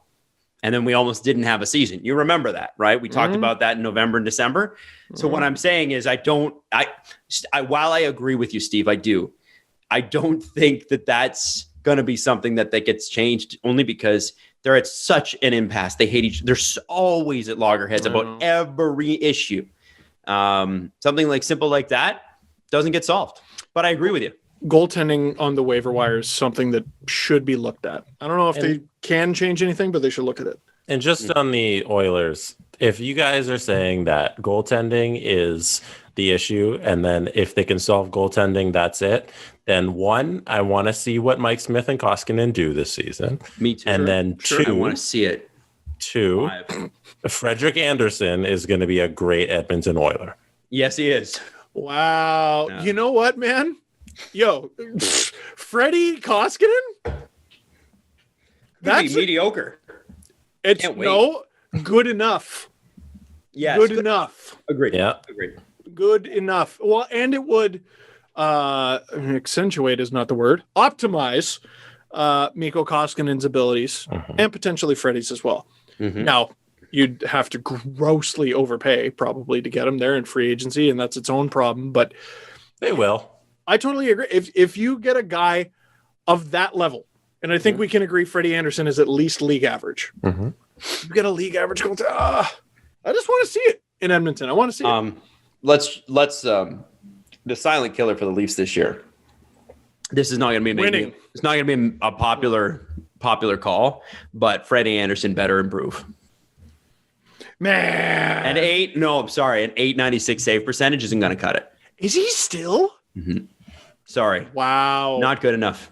Not good enough. And that's not, listen, that the Leafs defense is better, no question. And in fact, you can actually see the commitment to pushing shots to the outside. You can see all that. There's a lot less defensive holy shit moments. And you can see the forwards being a little bit more committed, and they are scoring a lot of goals. But guys, I have a problem saying that anybody on any team is a killer when they are 9-2-1 and have 19 of 24 points. No one is a killer when you're that good. I didn't say it was a killer. I just said he's got to be better. That's all I said. Did you know? I think you did. I think Fine. I said he was the killer, and it's going to be a killer. It'll hurt him. I think you called him the worst player in the league. I think you called them a piece of garbage. I think you said Scott Sabourin should wear pads and then go in net. Guys, I attacked his character personally. Yeah. No, you guys, There's no problem with the team that's winning that much. There's no issues. Once you stop winning, once there starts to be cracks, then there are issues. But if you're 9-2-1, you're swimming. It's like Grant Fuhr. You ever see Grant Fuhr on Twitter? Because people are always like, his save percentage was garbage. He wasn't actually that good. He just goes, cups. Literally. Oh, my name's Grant Fuhr, and I want a bunch of cups. How many did you win? 0? I'm Grant Fuhr. The other team score less, and that's true. Yep. But I just think if the scoring does disappear from time to time with the Leafs, it does. We need Freddie to be there. Call me when that happens. Because 19 of 24 is pretty damn good. All right. It's decent. All right. It's okay. He's whatever. And I love Freddie, but 2020 was concerning. You love Freddie, and that's how you talk about 2020 fair. was concerning. That do you is say about that Jesse is a then? very fair point. He has not been good since December 2019, guys. I don't. Tell me I'm wrong. Okay. He hasn't. What stats are you guys looking at? Why does Freddie Andersen hate Sheldon Keefe? Let's start that, because that's I'm when looking at Sheldon Keefe more joined the than team. save Let's start percentage. that. Since the 20 game run with Sheldon Keefe, Freddie Andersen has not been the same. What happened? And we all know it's true. You don't have to like me. I'm not a popular man for bringing this up, not even on this show. It's an unpopular question. But what happened? You're a jerk. That's what happened. Okay, just throwing it out there. Big jerk Let's get to shirt. this because we're running out of time here. We do need to talk about here's your daily reminder that the NHL is barely holding it together. Steve, in 8 minutes, can you please tell us what happened between Columbus and Carolina, I believe? Give me this. Go. Give me this. Just explain it because I don't get it. So, God bless Aaron Portzline, by the way. One of the best beats in the business covering the Columbus Blue Jackets. So, yesterday something happened in a Blue Jackets versus Carolina Hurricanes game. None of us friggin' understood it. And Aaron Portzline did a great breakdown. So, the game is tied 3-3. I believe it's at the end of the second period. The Hurricanes enter the zone, the Blue Jacket zone, and they have the puck for a while, nearly 20 seconds, and then they score a goal. And then John Tortorella, coach of the Columbus Blue Jackets, have you heard of him? He says, I'm going to challenge this. Now, you get a penalty if you challenge an offside review and you're wrong, right? So it's very rare to see it. So a goal goes in. Goal goes in. Goal goes in. And remember, Sheldon Keefe did this, and they were on the broadcast. They were even like, whoa, when a goalie challenges now, it means something, because not only do you get scored against, but there's also a penalty. So that's the risk that John Tortorella is taking here. The Blue Jackets get scored on. They go to the review. It's not that long a review. And the call on the ice stands, we have a goal. At intermission, which was very shortly after, the Blue Jackets were set to go into the third period, killing a penalty for the wrong challenge. Right. That penalty is canceled. How?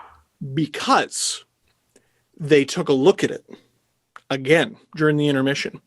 They got the call wrong, and it was offside, meaning the call should have been no goal. So as a friendly compromise, they say to the Blue Jackets, "Okay, we're taking away the penalty." To which the Blue Jackets respond, "Cool, thank you for that. Does that mean the goal comes off too?" And they go, "LOL, no, absolutely not." So, here is what Aaron Portzline's reporting revealed. Someone in the not the newsroom, someone in the situation room, I guess, in Toronto, where they review these things, was being losers. I know. Well, this poor guy, and I can sympathize with this, made a mistake. And what they did was they looked at the first angle, and out loud they said, "That's onside. That's a goal." That's what the official wearing the headset hears. And so they went, "Bet." And they took their headset off and skated to center ice and made the call. Now, this year, there is new protocol because of COVID. The penalty box attendant has to sanitize the headset before they wear it usually. I think they usually wear it and then they give it to the official, blah, blah, blah. But because of COVID protocol, they have to sanitize it. While they are sanitizing it, the situation room in Toronto is screaming bloody murder into the headset. Go, "No, don't start the play. We got it wrong. No." And then they drop the puck and it's a goal. Because once you drop the puck, once play resumes, it's a goal. So the person, that literally like a trainee, makes this mistake. The situation room tries to get the officials' attention. And in normal times, maybe they do. Maybe they would be able to. I was telling this story to my wife, and she's like, couldn't they have called someone? I'm like, who? Quickly call someone on the cell phone, and they yell from the "No!" Like, I don't know how else you could have done it. So, listen, I'll tell stories of my own screw-ups, but like, whoever that trainee is screwed up so royally. Here's what I didn't like, and here's what makes no sense to me. They finally get a hold of the officiating crew, and they go, "Guys, we screwed up." And they have to deliver that news to the Hurricanes, and they have to deliver that news to the Blue Jackets. In the article that Aaron Portzline wrote, I think it was Colin Campbell. Yeah. He's quoted in going, "Well, we couldn't reverse the goal call because there's no precedent for that." There's no precedent, and he's right. There's no precedent to just reverse a goal call after play has resumed. And I'm with him. You shouldn't do that. Yeah. I've never seen it. It's never happened in the history of the NHL, according to Colin Campbell. And he said that's not the moment where we're just going to make the decision to do that.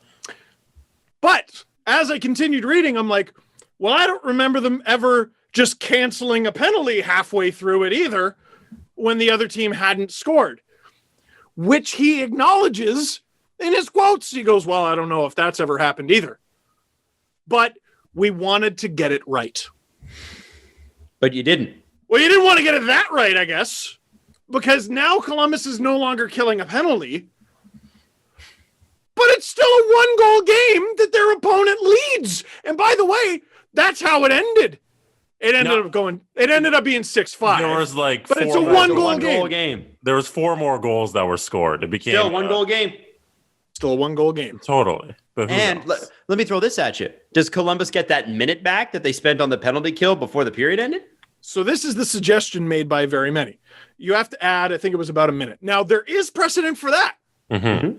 There is precedent for that because let's say you break a pane of glass near the end of the period. That can take like 10, 15 minutes. So rather than wait 10, 15 minutes for that to get fixed, play a minute, then go to intermission, they'll fix it over intermission and then tack on an extra, I don't know, minute, 90 seconds or whatever to the third period, wait for a whistle, switch ends. I think even that's a little, what's the switching ends for? Come on.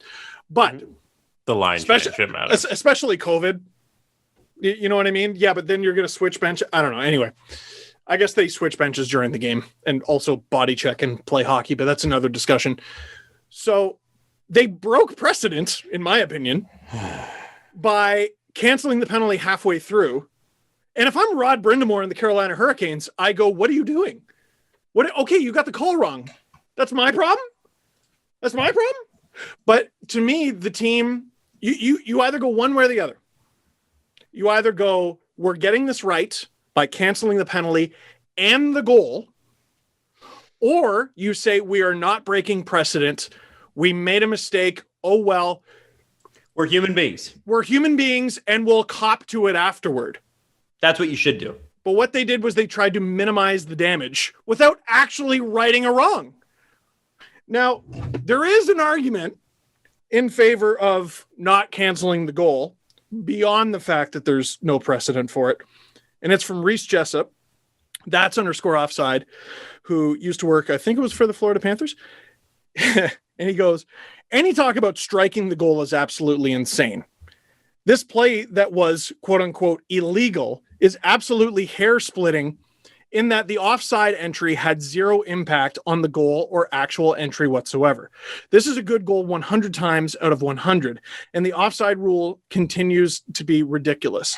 Now, I can agree with him that the offside rule, I mean, offsides in general, we can talk about should that even be in the game, but should there be a time limit on when a goal can be challenged?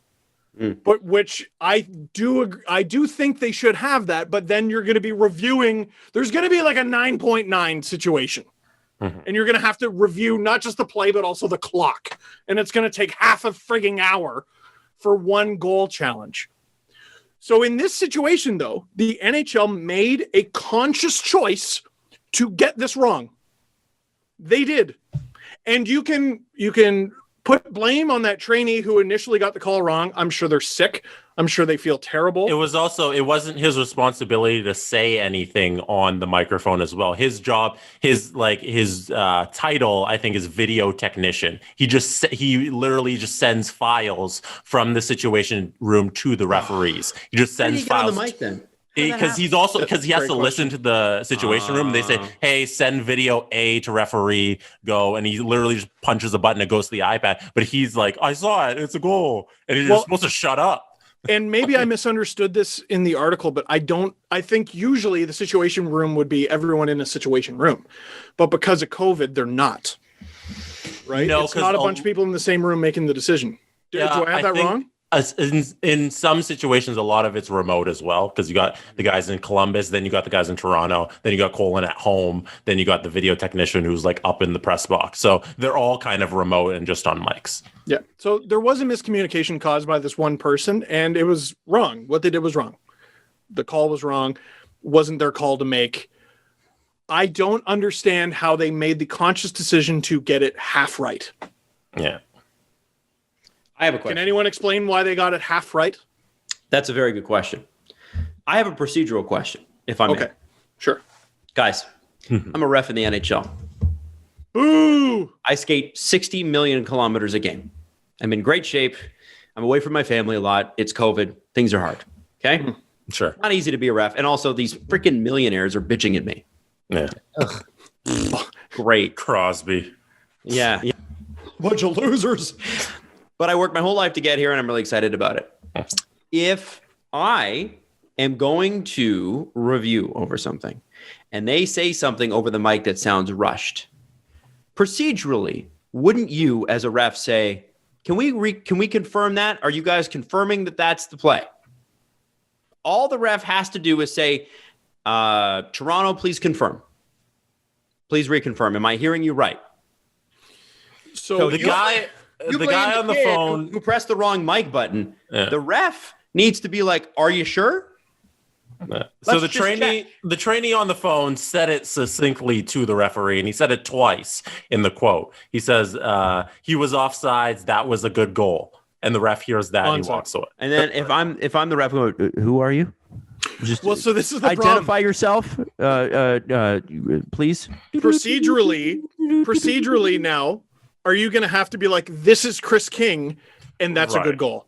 Yes. This is Chris King, and that's not a good goal. Yes. Yeah, so maybe that's the change they make. Yes. And that always should have been the way. Right. What? You can't have everybody talking. It's Chris King's job. Yeah, well, and now, so now this is funny. Now, did the trainee even know who they were speaking to? Who knows? Because maybe they thought, oh yeah, I'm on the line with Chris or whoever. Guess we got to call. And it's the ref. Yeah. And then they go to center ice and they're like, yep. And he's like, shit. And then you're just feeling sick. And Also, let me throw this out there. I also think some of the responsibilities on the ref here too, because you said it was a very short review.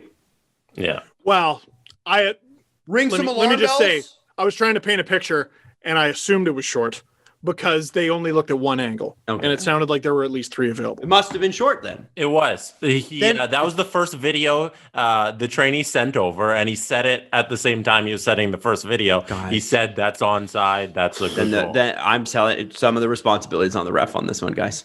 Also, it's on the NHL for not saying, hey, I'm Chris King. It's This is Chris King speaking. But he's the head of it. To me, the miscommunication was a chain of events. What I'm not understanding is them breaking precedent for one thing and not another. And not even the most important thing. Right. Mm-hmm.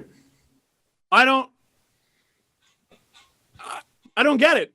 What did you expect from the Blue Jackets? Thanks for not putting us.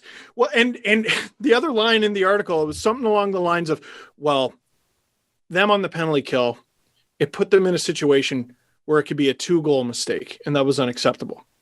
So the precedent now is 1-goal mistakes are acceptable. Right. They're fine.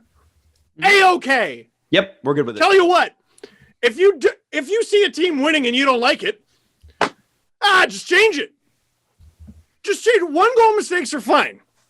The precedent is established that 1-goal mistakes are fine. So just have them. Start altering the outcome of games. Some guy pissed you off, he sent a stupid tweet. You know what? Islanders are losing tonight. Because, you know what I mean? Mm-hmm. Now I'm taking it to the next level. This is ridiculous, right? What I'm saying is slapstick.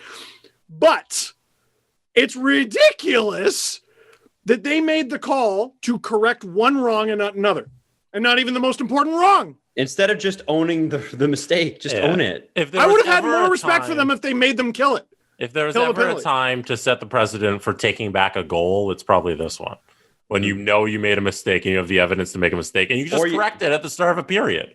Or you do what you should have done the whole time, which is accept the fact that human beings are judging other human beings. Mistakes will be made, and you say, human error, sorry. And all Colin Campbell had to do, first off, you don't allow for that penalty to be reversed ever. Offsides? And then you say, the challenge. No, if you had a screw up in the thing, you're the NHL. You go, well, that's the way it went. It's too bad. Human error. That's the right thing to do. Yeah. Even though it's the wrong. Yes, you can't take anything back. Yeah, too far. I agree. That's like you don't have to take back something. Yeah, exactly. The Marlies lost the game in overtime in the Calder Cup final in 2012. Mm-hmm. The goal was offside. The AHL released a statement that the goal was offside. They didn't replay the overtime. Nope. They just went, whoops. Game 3 of the 2012 Calder Cup final ended on false pretenses and put a team one win away from a championship, and whoops. That's all they got was whoops. People make mistakes, and they left it at whoops. No, I think you're right on that, Adam. I think once you make the mistake, then you just leave it and you say, "Oh, mistakes happen," and you keep playing as if that was the correct call. Yeah, They should have been. Apologize later. Yeah, the league should have been forced to sit in their mistake. Now that's at the expense of the Columbus Blue Jackets for sure. Yep, but you know what? If you're in the NHL long enough, you're gonna have calls go against you that are wrong, and it sucks. At least it wasn't the Stanley Cup final. Sorry, Buffalo. So now, but here's the can of worms they open. So let's say there's a slashing call with 40 seconds to go in the frame, and we kill off those 40 seconds, but we got to kill off the remaining minute 20 in the third. But it's a phantom slash. Can I review that now? No. Why not? They won't let you. You know that. Why not? Okay, you can get. But no. But there was a precedent. There's now a precedent to cancel penalties, and as an NHL team, I need you to explain to me why that can't happen. Because they know that would be terrible for the game, and all NHL teams know that, and they would never go for it. So was allowing a goal that shouldn't have counted. Right. Explain to me why that shouldn't. Why I should not. Because they handled it wrong, and all they had to do is say after the game we fucked it up. Yeah. We wouldn't even be talking about it today. They were talking about precedent, and now they've established one. Right, because Colin Campbell probably shouldn't have been talking to the media today. Yeah, he probably shouldn't have been giving quotes to The Athletic. Stop talking. Counterpoint, he should have been forced to talk to the media today because he was. all anyone was asking was what the fuck happened in the Columbus game? Yeah, because they didn't handle it right on the weekend the way they should have, which is own it. Don't take back a penalty. Don't take back a penalty. Yeah. But now heading into the third, if there's a phantom slash, I want a gun. No, well, we can't. Too bad. No, I want a gun. Let's do the press conference because we're running out of time. All right. I'm just saying. At the beginning of this, Adam asked Steve, "Hey, can you do this in 8 minutes?" And the answer was no. 18. That took 18. Was that? Wow. Also, that's the whole segment. Steve, before the internet roasts you don't change benches in hockey. Just before they roast. Oh yeah, I'm an idiot. Yeah, my bad. just in case. All right. Before the internet roast me, the comments there. It's already there. No, you're right. I'm an idiot. Can you imagine caring? Well, that's not what I pulled out of that. No, but Adam, I can't. I got it wrong, and I want to correct it because that's what any sane person should want. Too late. We can't roll this tape back. We can't go back and fix it. It's there. Yeah. All right. Sorry. So now the precedent is they do switch benches in hockey. Okay. So I said let's get to the first we're going to sit in the wrong press conference things quickly. So one thing quickly, Mitch Marner had a cutout cardboard at the Super Bowl last night. That was cool. Very fun. Yeah. I hope everybody saw that. If you haven't seen it, go check out @TheLeafs IMO on Twitter. You can see Mitch Marner's cardboard cutout at the Super Bowl. By the way, good follow, Leafs IMO. First question comes from Paul _Sacconi. Mark Hunter is apparently on the short list for Penguins GM. Okay. There is your question. Respond. Here's my response. There is no short list for Penguins GM. It's a goddamn scroll discovered in the pyramids. It's everyone in hockey is up for this job. Adam, Jesse, your uncle, your grandmother, Pierre Maguire, Chris Drury, Kevin Weeks, John Ferguson Jr., Mike Gillis, Ron Hextall. That's not a short list. That's a roster. You can give them sticks and pads. Throw them out on the ice. Good team. Everyone is available to be the Pittsburgh Penguins GM. So to hear Mark Hunter is involved, I'd be surprised if he wasn't. That'd be weird because everyone else in hockey is up for that job. Well, and finally he'll get the chance to prove what he never got to prove in Toronto, which is that he was the guy that should have been the GM. If he makes it. By the way, one thing in defense of Mark Hunter, I think it was the 2016 draft was that really not very good one for the Leafs, but there was debate as to which assistant GM was responsible for picking who.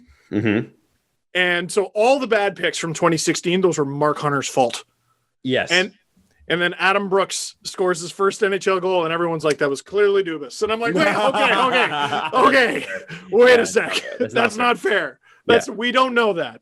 We don't know that. And if I'm we sure do, I would love someone to point me to that. Based on size profile, I would think it is, but even so, let's not. Who cares? I mean, undersized overager that does smell like Dubas, but we don't know that. Yeah, we don't know.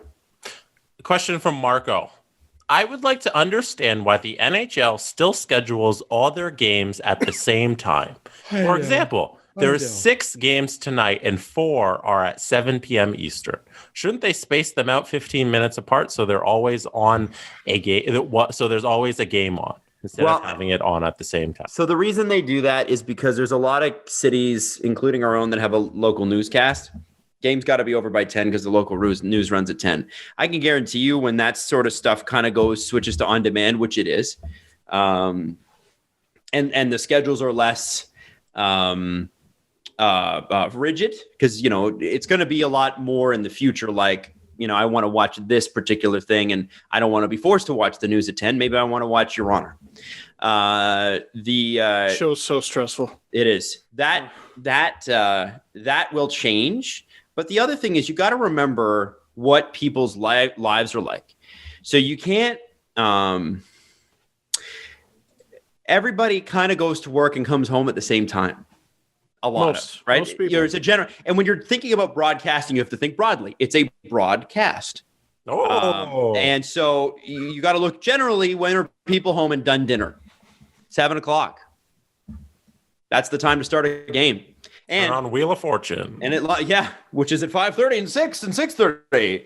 And you can, and the thing is, you can have like a little pregame show, whatever, but it lines up perfectly with the local news, and that's kind of why it's always been done that way. And I think you're talking about, you know, switching during commercial break to another game so you can watch another game and not watch commercials. That's precisely what they don't want. I have done my best to not complain about anything scheduling wise this year, because I can only imagine how impossible that task is. Even though you're not competing with concerts or anything, you're dealing with so much more. And as for the people who want to watch more than one game in a day, I don't think you're in the majority. And right. I don't think you're close.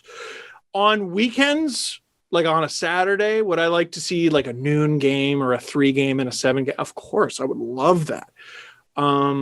I just don't think it's part of most people's lives.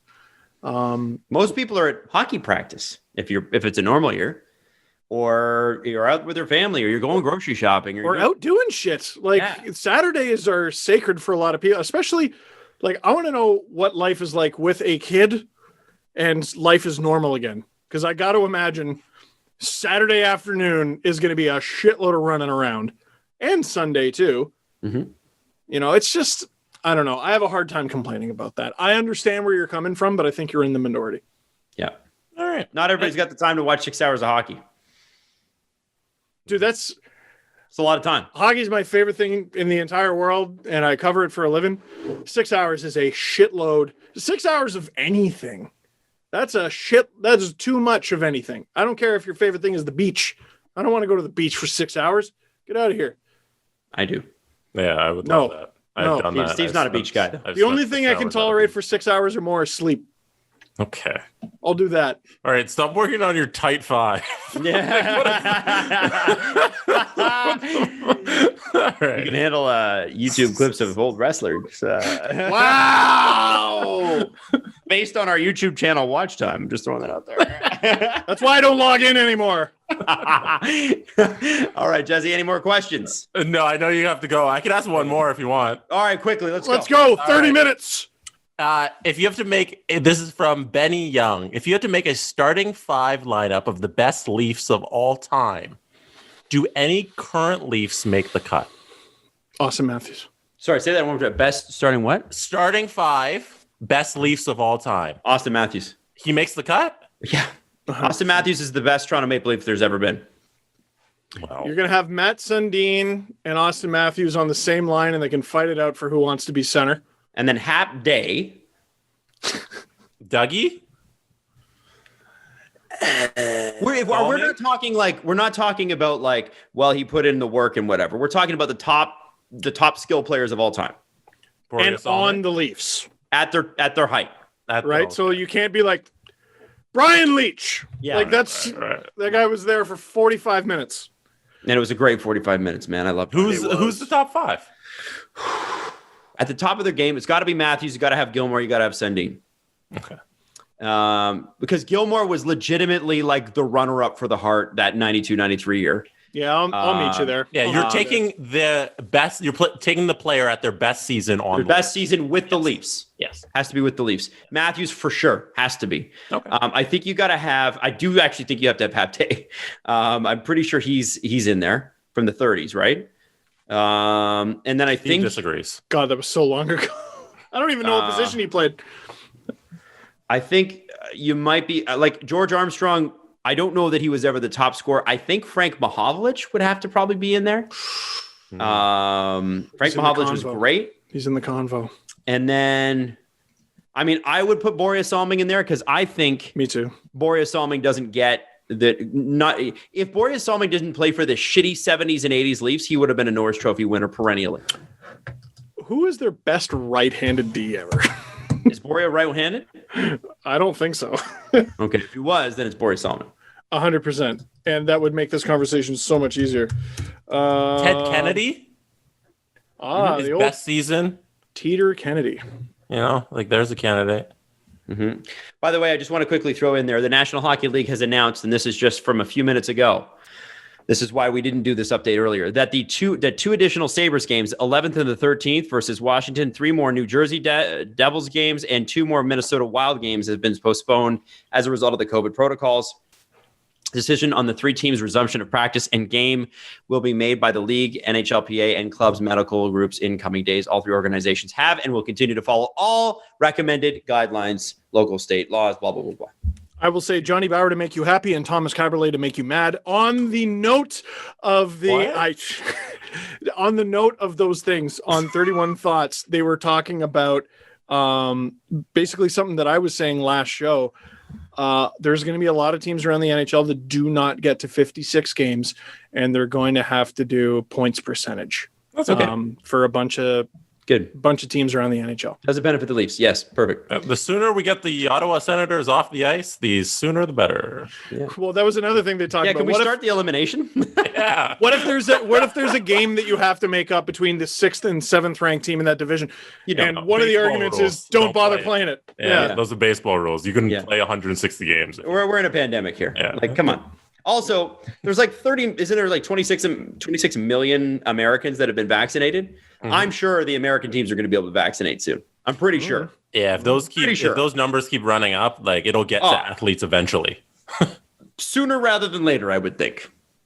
Don't bring up the Canadian vaccination numbers. I want to end the show on a good note. Pretty bad. Okay, love you. We will see you Thursday. Go Leafs, go. We've got Canucks tonight and 2 mega games against the Montreal Canadiens Wednesday and Saturday. Titanic. They'll be so much fun, and we'll see you on Thursday.